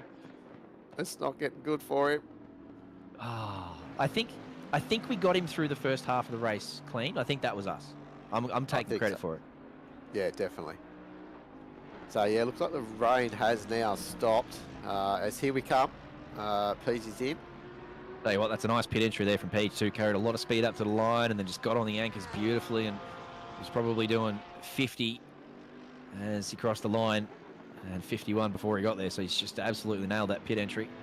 Don't know whether that's going to assist him in trying to catch up to Lucas Keys at all, but any time gained is important. If Lucas Keys manages to bugger up his pit stop or anything like that, that'll just give Peach a little window into the end of this race. So we'll just keep an eye on that. Definitely, and there we go. Just trying to take it Formula One style, but not. We saw him on the other side of the road. How's he gotten over there? Hang on a second. I think this will show it.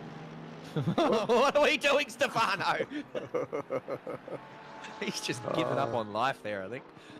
Oh, he's hoping for the wheels probably just to flick him around just that little bit, but yeah, no turning there. Unlucky, mate. Oh, no. But Carl Johnson's got a 10-second penalty. Yes, he has. So he pitted earlier when he was come undone. So I think when he got involved with the yellow cars, I think. Oh, no. Yeah, you're right. 10 seconds, Carlos. Achtung! What's happened? Caution, mate. What's he done? I didn't see that. He's gotten himself in someone else's business, turned him around and got himself 10 seconds. That's probably going to cost him a podium. Yeah, so it's going to be costly, that's for sure. It's going to give Sang an easy position if he can keep near him. They're both yet to stop. We've seen some guys have some errors in the pit stops. That was mainly because they'll changing tyres, I think, in that first race. Yeah, if Keys, Senecas or Pratamo, if any of them have any issues, Carlos Johnson was probably on for a podium, but now that's completely out the window now with that 10-second penalty, so unfortunate. Tell you what, that's Sang out there in the background, completely missing the apex at turn 1, so he's struggling in that BMW as well. As I said, there's plenty of strong drivers out there, and they're all struggling in these conditions, so yeah, it's very treacherous out there. Yeah, Keys just all the while, look at that, he's got a 14-second lead on Carl Johnson, and I think he had about a 9 to 10-second lead when Pratma pitted, so he's just doing it nice and easy out there, loving life, while others are absolutely hating it. And here we are, as we're looking at, I think might be Pratmo coming out now.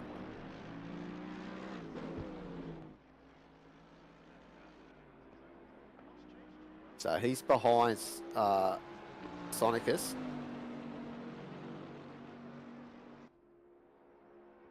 So it looks like Sonicus has been able to get in front. I think he was already in front of him, wasn't he, beforehand? Sonicus was second, I would say. Yeah, All the correct. pit stops. Yep. But it looks like he extended the lead though. So Sonicus has had a good period from after he's pitted. Yeah, agreed. He was certainly closing that gap. Was Pratamo. He was doing a lot of good work, and it seems like some of that's been undone.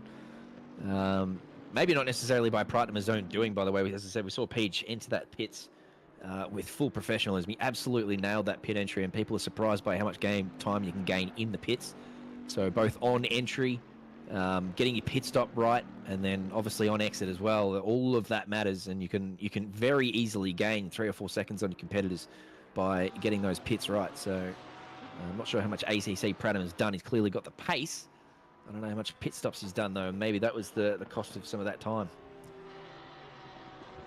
Yeah, I think so. I think you're right. But look at also Shady Samuel up into what might be, I don't know, 4th or 5th when the other guys all pit. So we'll see where he ends up. He's had a good recovery. He had a bit of a problem. We saw him bouncing off other cars earlier.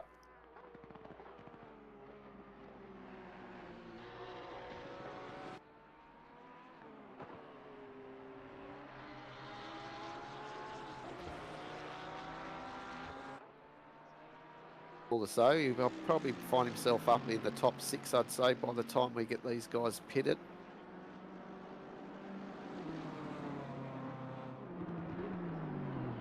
Lucas coming in now. Oh, that's close. Oh, very close indeed. He's locked the brakes for sure. I don't know whether I think he might have got it pulled up. I'm very interested to see the man with the speedo.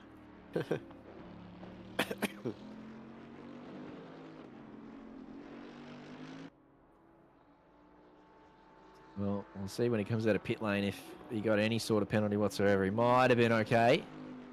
Jeez, it looked close. It was much more of a tense moment than it was when watching Peach come in. Yeah, Peach. you didn't have to really push it too hard, but you know that's what happens sometimes. So it's pressure's on, and also these wet conditions as well. Looks like the sun's out too here. Get very steamy. Yeah, the rain's definitely stopped, but I don't see it's getting any sort of dry running in the next 4 minutes. But yeah, it's turning into a nice sunny day here. Lucas Keys is out of the pit lane and doesn't have a pen, so he's made it clear. Nice work. It's definitely a big lock of the brakes there, but managed to get it done. Look at that. Some sort of frog or something. Clown frog. Froggy clown. Whatever it be. Nah, look, I know that they're called Pepes, so I just don't want to give them any breath. They're called Pepes. Neil, what is a Pepe? There you go. Not too sure. Yeah, I don't know, mate. But here's Shady Samuel in 8th position, right behind Vinny. No, it's the children who are wrong. I don't know.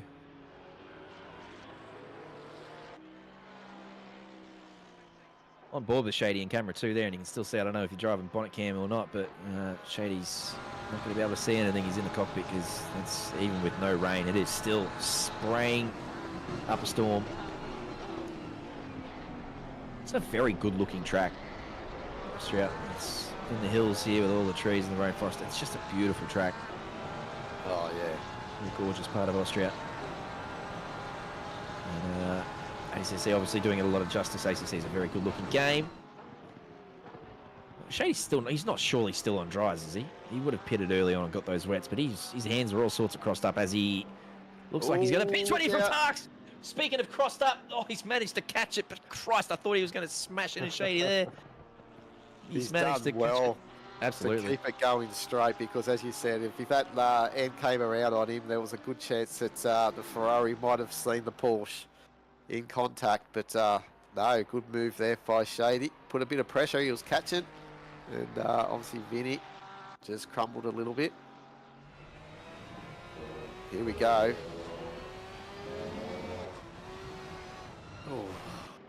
Oh. It's funny because he obviously went wide, but it looked like he gathered it up nicely and he was going to be okay. But then he just kept driving on the grass, and the grass is where he got really upset. And that's what a catch! That's a very, very good catch there from Tarks. Christ Almighty, that was close. Oh, Pratnam has pinched the purple lap, so now that it's starting to dry up a little bit. I mean, it's still a wet track, but obviously without the rain that there was before, the OP Aston not as OP as it is in the full wet. So Pratnam has gone and pinched the purple lap. So he's having a bloody good night here on debut. Pinching the race win in race 1, and now with the purple lap here in race 2 and on another podium. Carlos has served his 10-second penalty by the look of it in his pit stop. So yeah, he's just filtered back into P5. And I was going to say he's under pressure from Moreno, but he's not now, because as we were saying that, he's gone and got himself a 15-second penalty as well. So that puts paid to that. Yeah, sigh of relief from Mr. Johnson. Look at this one between Lamb and Royal. Absolutely killing it. Trying to see if Lamb can get up into position 9.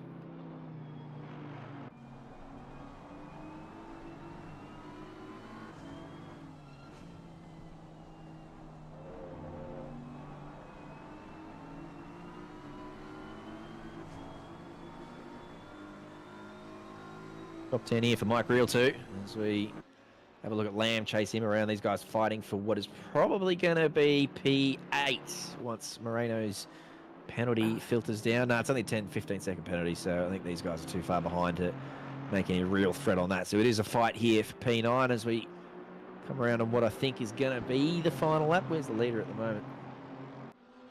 Just out of turn 2, I think it is. Yeah, 1, 2. Yeah, that's Lucas is in the second sector. He might actually get one more lap. He's flying along out there in front, 10 seconds in front of Peach, and he's in the middle sector. He might get one more lap. But these guys are going to have to defend pretty hard. Is Mike Reel? I reckon there's a good run on here from Lamb. Lamb just having a little look down the inside there and thinking better of it. It would have been a fair old dive, but he's done nicely. He's got on the anchors and tried to go for the over-under, but the Aston just getting bogged down there, I would suggest, in the turbo not really kicking in until later on in the drivetrain. So the BMW hangs on for now. Mike Reel and the Chico roll entry. It's a bloody good livery in it. It sure is. But I think it was good defensive driving also for Mikey. He positioned that BMW perfect going up there to turn 2.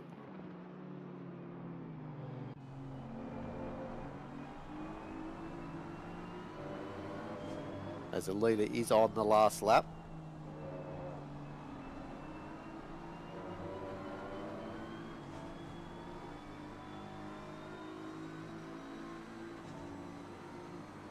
White flag's been shown. Have we crossed the line? I think we're doing one more. Yeah, we're definitely doing one more lap. So this battle's going to have to... Ooh, that's a bit wide there. He managed to catch his... Oh, does he? That curve's deadly out there too, by the way. That second last exit curb is extremely deadly. You can use most of the curves around here, inside and out, but that one out there, I don't know whether it's just a Ford thing, but that Ford, it just gets hooked on that outside curb, and it makes it impossible to turn into the last corner. And it seems like that's kind of what happened there with the Aston sort of bouncing up and down and returning to track safely. So we'll get to finish off this battle.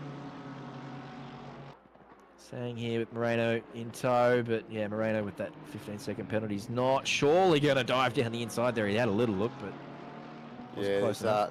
Nothing gained to really take that position, is there? He just wants to follow Sang on the way home here because he's got that 15-second penalty. He doesn't want to add to it, that's for sure. So yeah, just play it safe as here we go. Well done to Lucas. Good, clean victory there. So he makes 2 round victories here. OP Aston, Lucas Keys, and Peach having a bloody good night. He did his best to recover himself in race 1, and this race he's had a bit more of a quiet one. Still finished in P2, so he'll be pretty pleased with the points haul tonight, Will Peach. Here at his favourite track, and Pratama having a bloody good night on debut as well with the purple lap and P3 in race 2. Carlos doing very nicely to hang on to P4 there in front of Sang in P5, and Moreno crosses the line at 6th But as we said, we'll probably drop down the order behind Shady Samuel and not Pete Viney. I reckon he's 10.5 seconds behind is Pete Viney based on that timing board there. So Moreno probably hanging on to P7 and then Viney 8th with Real 9th and Lamb crossing the line in 10th. But again, with a 10-second penalty, he will fall back, which will make Satria your 10th placed finisher. Poor old Stefano here just couldn't get it done, unfortunately. He'll have to be... He did really well, but yeah, that 10-second penalty for Carl Johnson earlier in the race as well, that he had to serve during his pit stop, didn't really change the result there. As you can see there, he was 16 seconds behind position 3 anyway, so good job by him in the end to finish in 4th. Yep, and good job to everyone who finished, honestly, because there's so many hardware and software issues. You can see in chat there, Wilson Woon had issue with gear changing as well, so that's another one who dropped out. So, yeah, plenty of drivers running afoul of the ACC Lords tonight and not making it to the end of race 2.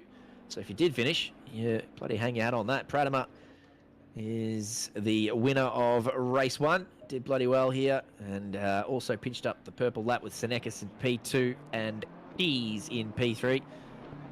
Silver class was Ison, Johnson and Lamb.